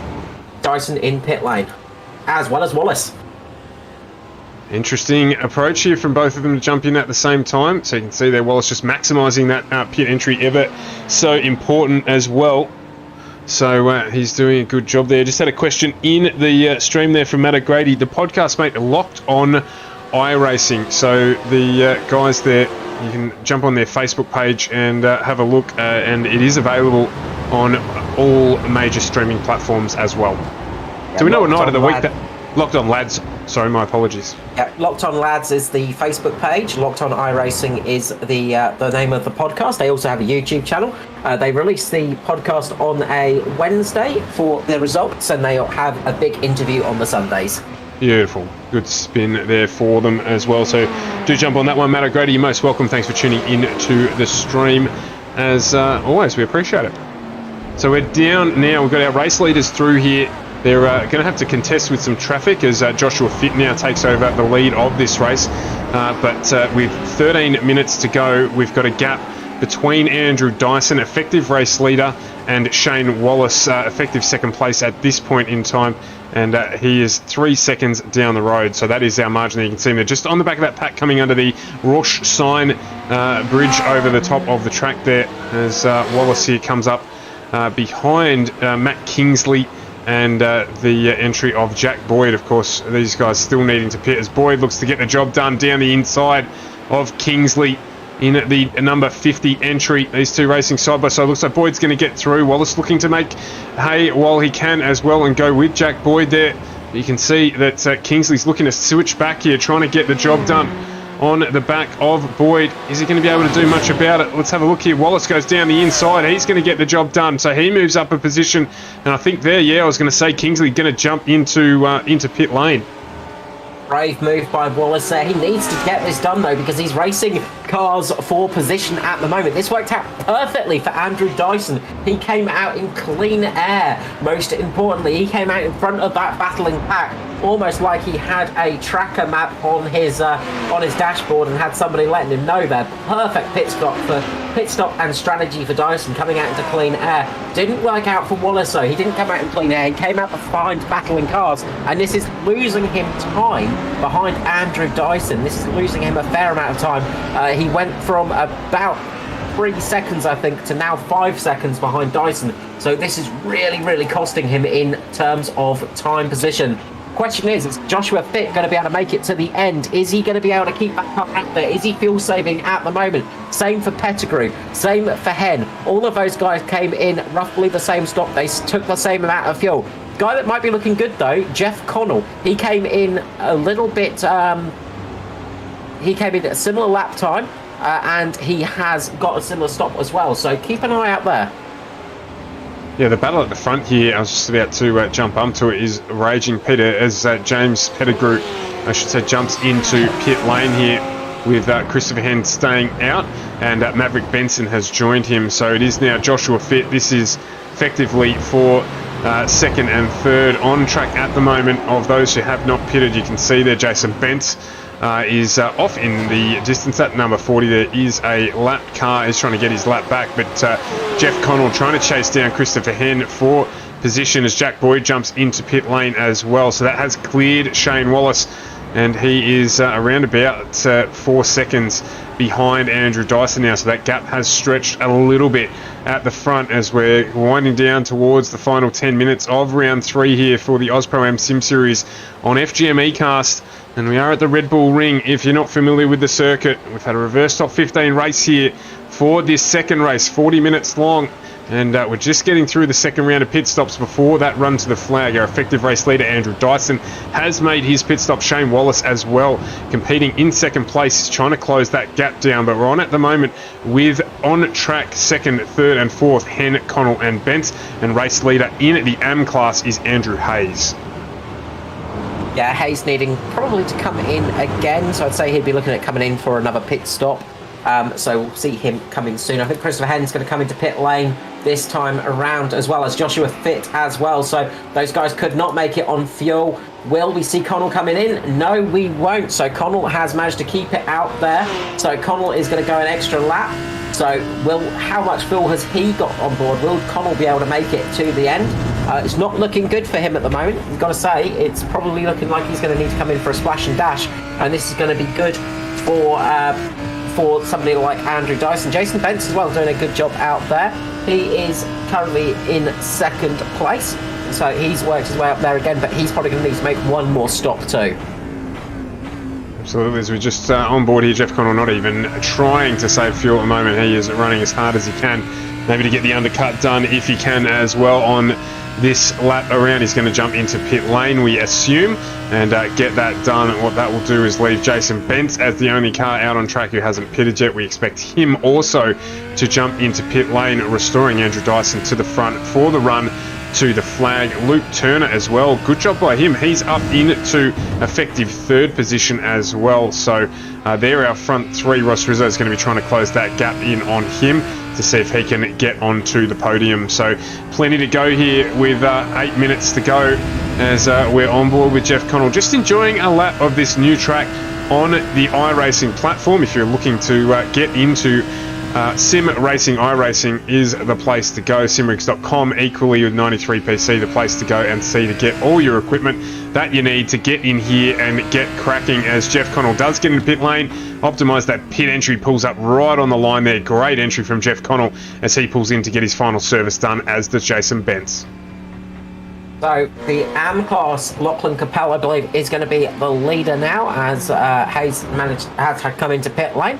So I think Capel is going to be the leader in that class, with Mitchell Sparrow, I think, in second position on my timing screens at least. So we'll see how that shakes out a little bit later on. Meanwhile, the battle for first place is well on at the moment. The leaders are chasing fastest lap times each lap around. We saw last time out it was Dyson that was fastest. This time it's Wallace who's fastest. Dyson on a 29.3, Wallace on a 29.2. So those guys are absolutely flying at the moment. Wallace is catching, but not quite quick enough. There's a 3.5 second gap between the two. Meanwhile, Dyson has got the lead, so it's looking good for him at the moment. Yeah, absolutely. Strong run here from Dyson. Of course, Dyson did get taken out in a racing incident in race 1.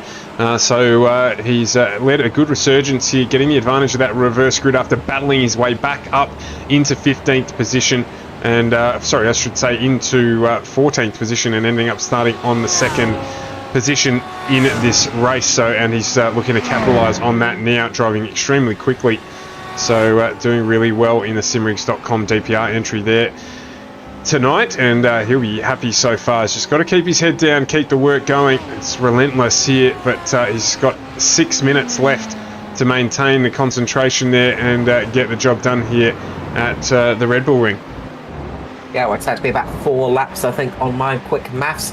This time around, Dyson was the faster of the two drivers by a couple of tenths. So it is very, very close between those guys at the moment, and we're seeing some fantastic racing here, as we have often seen throughout many different series. Of course, one of those tracks where we often see some interesting results and some interesting finishes here, of course, at the the Red Bull Ring.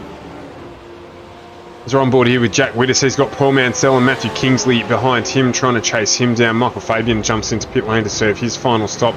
And Lachlan Capel is about 3 seconds back down the road there. You can see just in the background with Jack Boyd on behind him. I'm going to take a little bit of a step further back down as we've got Tim Orty and Mitchell Bolton. They're battling away. This is for positions 24 and 25. So racing going on right throughout the field here. These two have been glued to one another for a majority of the race, and it's been good clean racing between them. Then you can see there 27, 28, 29 and 30. So that is for position behind them. It's Hayes, Orty, Buchanan and Phil Orty. So lots still to decide here through these remaining 4.5 minutes. That's it. And as the sun starts to dip behind the mountains here at the Styrian race, you can just see the lights are starting to appear a little bit brighter, and this can sometimes throw you out a little bit as well, because it does get a little bit darker out on the track as well. You do start to struggle a little bit to see some of the spots, and it's not so dark at the moment, but it will get a little bit darker towards the end of the race as we come to the very end. Won't be the darkest race finish we've ever seen in the series, but it will be up there.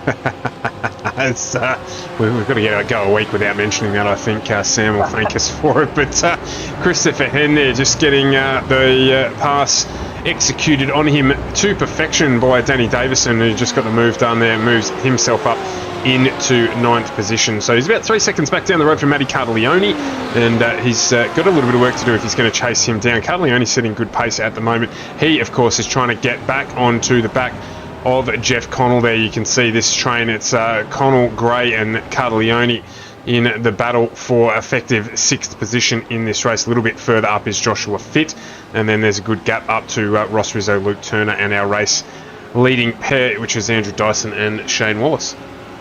In the AM class, it's Capel in the lead. He's just ahead of Graham Smythe and Mitchell Sparrow. Those two are a little bit closer on track, so the top 3 is definitely not over there for the amateur. Andrew Hayes as well, trying to work his way back up into the AM class group and trying to get their way up for a top 3 in that position. The gap for P1, though, has closed down to just 3 seconds now. It is very much closing up at the front end of the field. This race isn't over, but it will be soon. There's going to be 2 minutes and 50 seconds remaining. That's going to be about 1.5 laps. So we're going to have another lap after this one. But it is getting very close to the end of it now. Yeah, and I think, I'm not going to say it, but Dyson doing a good job here. He's got 3 seconds up his sleeve. He is in amongst a little bit of lap traffic at the moment, though, so that will be playing on his mind somewhat, whether or not he can just manage the gap with the lap traffic. Of course, blue flags in effect here, so they will be waving hard and fast.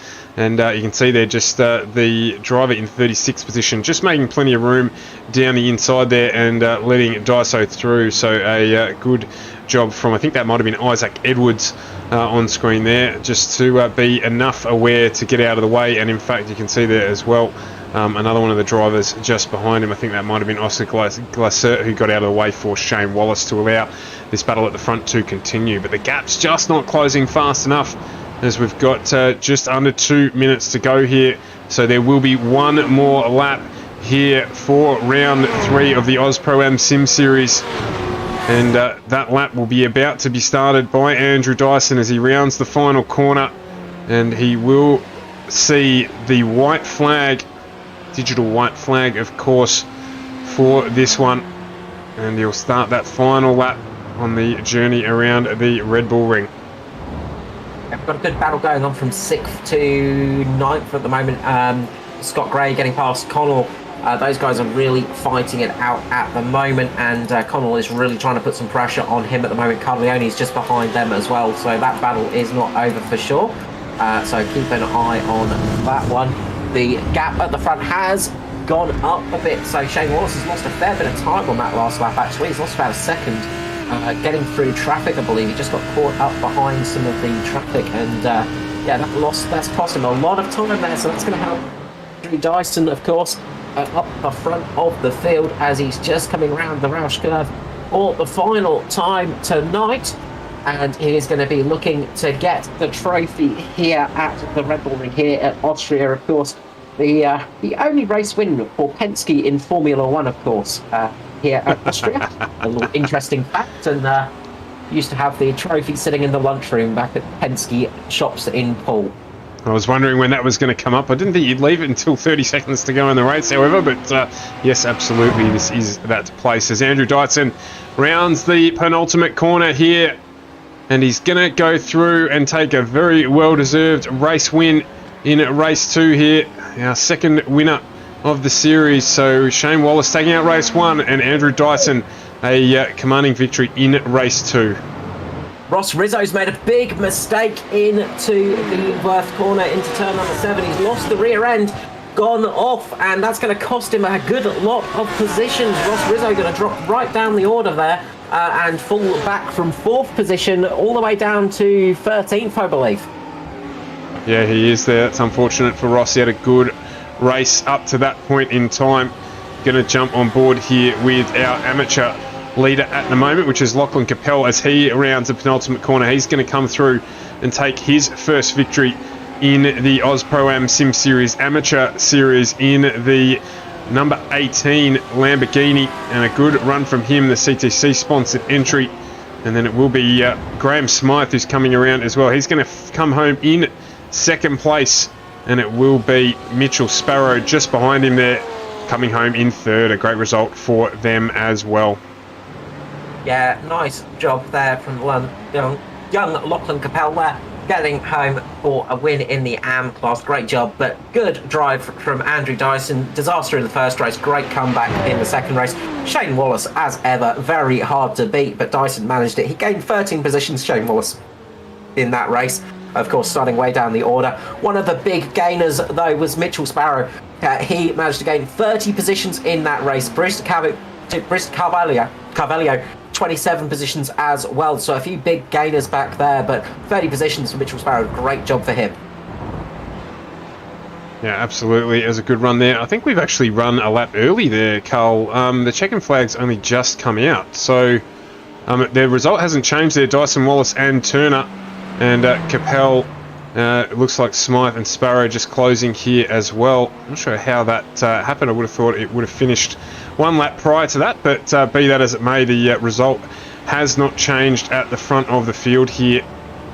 So to ask how that was set up for that to occur, but be that as it may, nothing much changing here. We're just watching to make sure that Smythe and Sparrow stay as it was, as Smythe runs wide there. But I think he's still going to get the job done in the number 24 and finish second in the pro class, in the AM class with Mitchell Sparrow, now coming home in third position. Just caught us out a little bit there. Yeah, I mean, the clock struck 12. We expected that was just going to be the finish of it there. I thought Dyson was being very enthusiastic on his parade lap, but of course now slowing down to take the win there and enjoy himself with the 01 illuminated on the windscreen of that one, just showing him as the race winner. Yeah, good job from him. Really. He's out of fuel. Job. Couldn't believe it. He is out of fuel. He is, yeah. That's got an interesting thing on my screen. Sorry about that.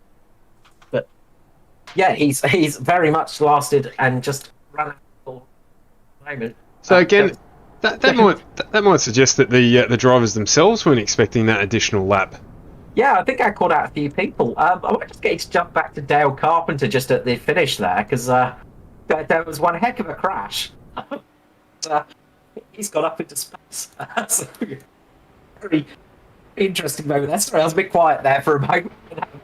Yeah, a bit of a trip. Yeah, a lot of people getting caught out. Well, there he is, just on his return back from heading off in Sir Richard Branson's plane. So he's made his way back to Earth. But we'll jump back with our race winner, Andrew Dyson. Not the expected usual celebrations from Dyson. He's had to park it in the dark. Yeah, really, as I said, I was pretty sure that was the race over, and then all of a sudden we had an extra lap to go, and I think I caught a few people out a little bit, and they really had to fuel save on that last lap to get it there, because that was definitely not planned. So let's run through the final results quickly. Wait, I'll get them up on screen for us all. But yeah, catching a few people out. So it was Andrew Dyson in the 41 taking the win there for DPR, with Shane Wallace in second, Luke Turner third, Joshua Fit fourth, Jeff Connell fifth, sixth was Scott Gray, Carbione seventh, eighth Davidson, Christopher Henn ninth, and 10th for Maverick Benson. So we'll run through the top 10 of the AM class as well.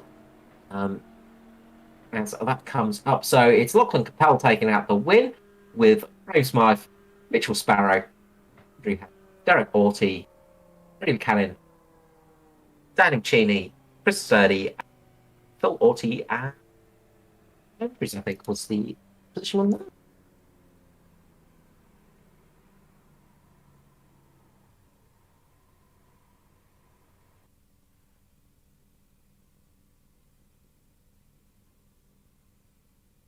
Oh yeah, I ran out of fields on me in lap there, but that's pretty standard. You get that. So, Carl, I might let you take proceedings tonight, mates, and have a quick chat with Luke. I might just try and round up the amateur series boys as well. Yeah, so great result there. So we'll start down there in third position with you, Luke Turner. Result from yourself. Good race there. It looks like there was some really good fun racing out there, and very close racing as well. Yeah, it was pretty hectic tonight. In the first race, it was on. I got a big tank slapper coming into the second last corner, and so gave up a bit of position. So in the second one, I pitted lap one just to get out of the train. And my mate Ross pitted with me. Us pair always seem to have this little strategy the last few races. So I put my head down, just sat in Ross's draft, saved some fuel, and just really tried to have a clean race and not making mistakes. So it was nice to get one on the board this season. Look, always nice to finish on the podium position. Always a good way to get a race going for yourself as well. As you said, the strategy paid out for you as well, coming in on that first lap. Did you find traffic to be a bit of a problem with the large field? Yeah, definitely. Like, it was tricky in qualifying to get a lap in. The best lap I got was the first lap. And on the start of both races, I just found that, cars were trying to overtake you on every corner or trying to go around the outside, and it was really hard to get into a rhythm. So hence why I just wanted to get out of the traffic. It's even though there's those nice big long straights, it's actually quite tricky to pass unless you've got a good pace advantage or the person in front of you makes a mistake. So it's good to just have a mistake-free race this one. So I'm happy. Yeah, and last quick question. Of course, you were running the Beamer tonight, and we know that Beamer is pretty quick in a straight line, but does leave a little bit of a nice gap in the air for the cars behind it. Did you find that was hurting you a little bit down the straights, giving people a little bit of a tow, or did you find it not to be too much of a problem? No, not a problem at all, really. I wish we could just tighten the diff up a little bit. It likes to do skids like my mum's VN Commodore back in the early 90s and light up the inside wheel.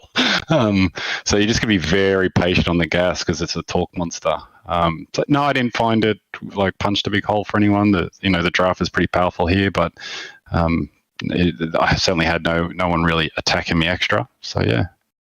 No, great result, great P3 finish for yourself, good podium for yourself, and usual thing of shout out, love to sponsors. I don't really have any sponsors, but I'll shout out to my mate John Merritt, who runs Echuca Toyota, and Pulse Tuning, Glenn Riddell, who looks after go-kart engines. Those two boys race with me and paint the cars, so shout out to those fellas. And FGM eCast, all of the sponsors that run the series, and yeah, all the dudes out on track. And congrats to Shane and Andrew. Thank you so much, Luke. Great to have you in the podium. Great to have you up in the booth, and we hope to see you back soon. Thanks, guys. Next up, we will head to race one winner and second place man in the feature race, Shane Wallace. Congratulations on that P2. Didn't all go your way tonight. You had a bit of a good run there at the end, but had to try and chase down a very fast Andrew Dyson for that final race. Yeah, hey guys, was pretty cool racing tonight. Lambo got a little bit of a weight penalty, so we were struggling a bit, but it was pretty cool racing and all of them up the front. So yeah, enjoyed it. Yeah, I was going to ask quickly, but we saw a Ferrari, a Lamborghini, and a BMW there, so that's always nice to see some different cars in the top three. But that little bit of extra weight, did you find it made a bit of a difference from last time out? Well, it's interesting. It handled better, but yeah, it was gutless. Like I would lose under acceleration, but yeah, it was all good. That's all part of the series, but I'm sure it'll be evened out next week. So yeah, we'll see how we go. I look forward to that. And just quickly, just jumping back to race one, we saw at the end of that race yourself and Boyd having a good battle there as well. You just managed to keep Boyd just behind you as well. How tricky was that one? Yeah, I sort of saved fuel to try and jump them in the pits, but when I got in front, I was barely hanging on to the toe, but when I got in front, they were just so much quicker than me down the straight. So I had to block a little bit, but yeah, luckily just hung on, which was pretty cool. But he drives pretty well. Good to hear. It was a good race. Thank you so much for giving us some exciting stuff out on the track. And as usual, shout out and love to sponsors and anyone you'd like to give a shout out to tonight. Oh yeah, just HP Omen for all the computer stuff and HR Sims. So yeah, all pretty cool gear. Thank you. Thank you so much, Shane. I'm sure we'll see you back in the booth soon, but have a good night and congratulations on the P2 of the feature. Cheers, guys. Next up, we'll grab the race winner, Mr. Andrew Dyson, for the feature race. Congratulations on that win, mate. You looked to have a really good start there and just keep it out there all night long. Yeah, well, the second race kind of went to plan, but the first race, where I had that little accident, probably kind of helped me win the second one. So I felt like I cheated a little bit by starting on the front row in the second race, but them's the breaks. It definitely didn't look like you wanted to start on the front row in the second race because you were really putting pressure on come towards the final few laps in that first race, trying to get up a few more positions. So obviously you weren't sort of just holding back a little bit to get on the front row. Oh, no, not really. I mean, I figured out after the pit stop shook out in the first race, I knew where I was and I knew where I could end up starting for the second one. And so I figured I may as well pass, I can't remember who it was now, but I ended up in 14th. So I started second, but on the front row. So I definitely was going to stay there. I knew where I was starting for the second one. So it worked out well for you at the end there. Obviously, we know Shane's pretty quick in the track, but you managed to hold that gap and actually build it at the end there. Really good balance looking. It looked like you had really good balance out there tonight. Oh, yeah. I mean, I'm not a huge fan of the Ferrari, but it seemed to be okay tonight. Obviously, it's got a big advantage at the moment. It doesn't have a lot of weight in it like the Lambo. The Lambo's got a massive penalty at the moment with, I think it's like 100 kilograms or something silly like that. So it wouldn't have been very good to its tyres, and it probably wouldn't have been very good in acceleration like Shane touched on and brakes and stuff like that. So, yeah, like I said, I felt like it feels a bit cheatery to take a win the way I did, like starting on the front row and pretty much starting in front of Shane and all the other guys with like a 10-car gap. But, yeah, I don't know. The Ferrari was okay, but it'll even out next week, I think. Look, a win is always nice when you can take it, but you did a great job out there tonight. Looked like you had good speed and just managed to keep the car going all night long. And the big question I've got to ask you, though, is, of course, famously, John Watson had to shave his beard off after winning here after losing a bit of a bet. Is there a chance we're going to see the beard going tonight? No bets like that going on, bud. Not unless there's big dollars for charity. I just had to check.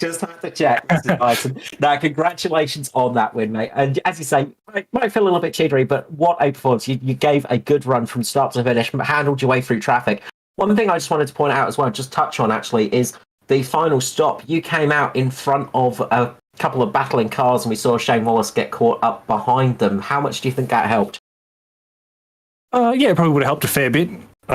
Shane was getting pretty close. I mean, if he had got into the toe, it might have been a completely different story. Like you said, the car was struggling in a straight line, and if he had have had a little bit of an assist in the form of a hole in the air, that could have changed it a whole lot. But I guess I was lucky. Congratulations on the win, Dyson. Before I let you go, the usual shout out and love to sponsors. Well, first I've got to apologise to the guys in the first race. It was probably my fault. I think I anticipated Danny would have moved over a little bit more, but he didn't, and I ran into him, so that's my fault. And I think Jack Witters got caught up in it, so sorry to those guys. Thanks to you guys for putting on the broadcast. Thanks to all the series sponsors who help the admin get this all together. And obviously it's working really well because there's so many guys racing it at the moment. So thanks to all those guys as well. And thanks to everyone for a great race tonight. Thank you so much, Andrew Dyson. I'm sure we'll catch you back in the booth soon. You have a good night, and we'll catch you again soon. Hopefully soon, but with the weight penalties for next week, probably not. Congratulations again. See you guys. So, Stuart, close race again. We saw 3 different manufacturers, 3 different cars in the top 3 once more, just showing again there is some really good parity between the cars. The little bit of balance of performance that goes on tends to bring us some very good racing. Yeah, absolutely. And the guys touched on it there. That's the reason for the ballast adjustments and the success adjustments is to make sure that everything's balanced between the manufacturers this week in the feature race. Ferrari, Porsche, Ferrari, Lamborghini, BMW, Porsche, Lamborghini, Porsche, Lamborghini. So, we've got a really good mix of cars at the top there. That Lamborghini, though, still performing really well. As I look down through the top 15, it is very heavily represented. I don't know the mix of course, number of vehicles on track against the other brands, but it's very well represented and is probably due the weight penalty that it had at this track. So we'll see what happens next week. Of course, next week we are into the first of our endurance races as well. So that's going to throw up a different kettle of fish again. We've got 70 minutes in an endurance race, so that could change things in the complex of the race yet again. Yeah, absolutely. The endurance racing does make a big difference. Going to be looking forward to that one. As I love my endurance racing. It always adds a little bit of a different mix amongst the racing. Well, and particularly, I mean, it's at Road Atlanta as well. So it's quite a narrow track, quite a closed up track as well, with one big long straight and opportunity there. So it's going to be interesting to see how the drivers handle it. Yeah, going to be looking forward to that one. Of course, you can catch a bit more racing action this week on FGM eCast. We will be, of course, going to the anzcar series for the Wednesday night Xfinity and the Cup series on Wednesday and Thursday night, where we'll be running at New Hampshire. Yeah, of course, back tomorrow night with that on at 7:45, I should say, on FGM eCast. So we are back with that one and looking forward to bringing that one to you all. That'll be on from 7:45 tomorrow evening. Big cheerio to Scotty Rankett as well. Just feeling a bit under the weather today, not able to get on to the stream with us. He would have probably blown an ivory or two, I think, tonight with some of the close racing that we got to see. So, Scotty, big shout out to you, mate. Hope you're feeling a bit better and look forward to getting you back on the stream to help us out with that next week. And Carl, as always, a big thank you to you. Just quickly, an Ausproam Sim Series thing that we always do, mate, moment of the night. That is a tricky one, in all honesty. I've got to say the free wide racing from the Lauda curve up to Remus, from turn 1 up to turn 3, that was absolutely stunning stuff. I'm going to go with a fairly plain one tonight, and just a big shout out to all the drivers who kept their foot on the brake pedal or did a rejoin cleanly, which is not something we actually have a lot of problems with on the Ausproam Sim Series, but all the drivers, given the track and the state of some of the blind apexes and stuff like that, doing a really good job if they did have an incident to just keep it all together and make sure that it didn't turn into something bigger than it should. And of course to our first alternate winner, Andrew Dyson, on a good run home. Nice close battling as well between Shane Wallace and of course, my mind has gone blank right at the wrong moment. I was going to say Jack Boyd as well in race 1 there, so some really good close racing as always in Ausproam Sim Series. So to the audience who joined us tonight, another fantastic turnout. Thank you very much for your support on the channel 2 nights in a row. We have, I think, broken our viewership record this evening, so appreciate you all tuning in to break the record that was set last night. So let's see what happens tomorrow night, but we appreciate you all tuning in on the stream. It makes what we do an even more rewarding experience, and if you are hanging about, please do like and follow the stream. That does help us out significantly as we continue our course and journey on our way towards being a YouTube sensation. No, we're looking just to get to 1,000 there, just to help us out a little bit with some of the running costs of the stream, because we are a privately funded channel. So now that I've got all that out of the way, HJ Plant Repairs, simrigs.com, Phoenix Smokers, Computer Technology Corporation, and 93PC are the main feature partners of this streaming event. To the admins, thank you very much for another week of successful racing. To the drivers and to all of you out there in the public, this has been an FGM eCast presentation. FGM eCast, your e-place for pace. We will see you tomorrow night, 7:45. Back again tomorrow night for anzcar and the Xfinity Cup Series. I'm Stuart Brown, joined by Carl Withy. We hope you've enjoyed this stream, and we will see you again tomorrow night. Have a good evening.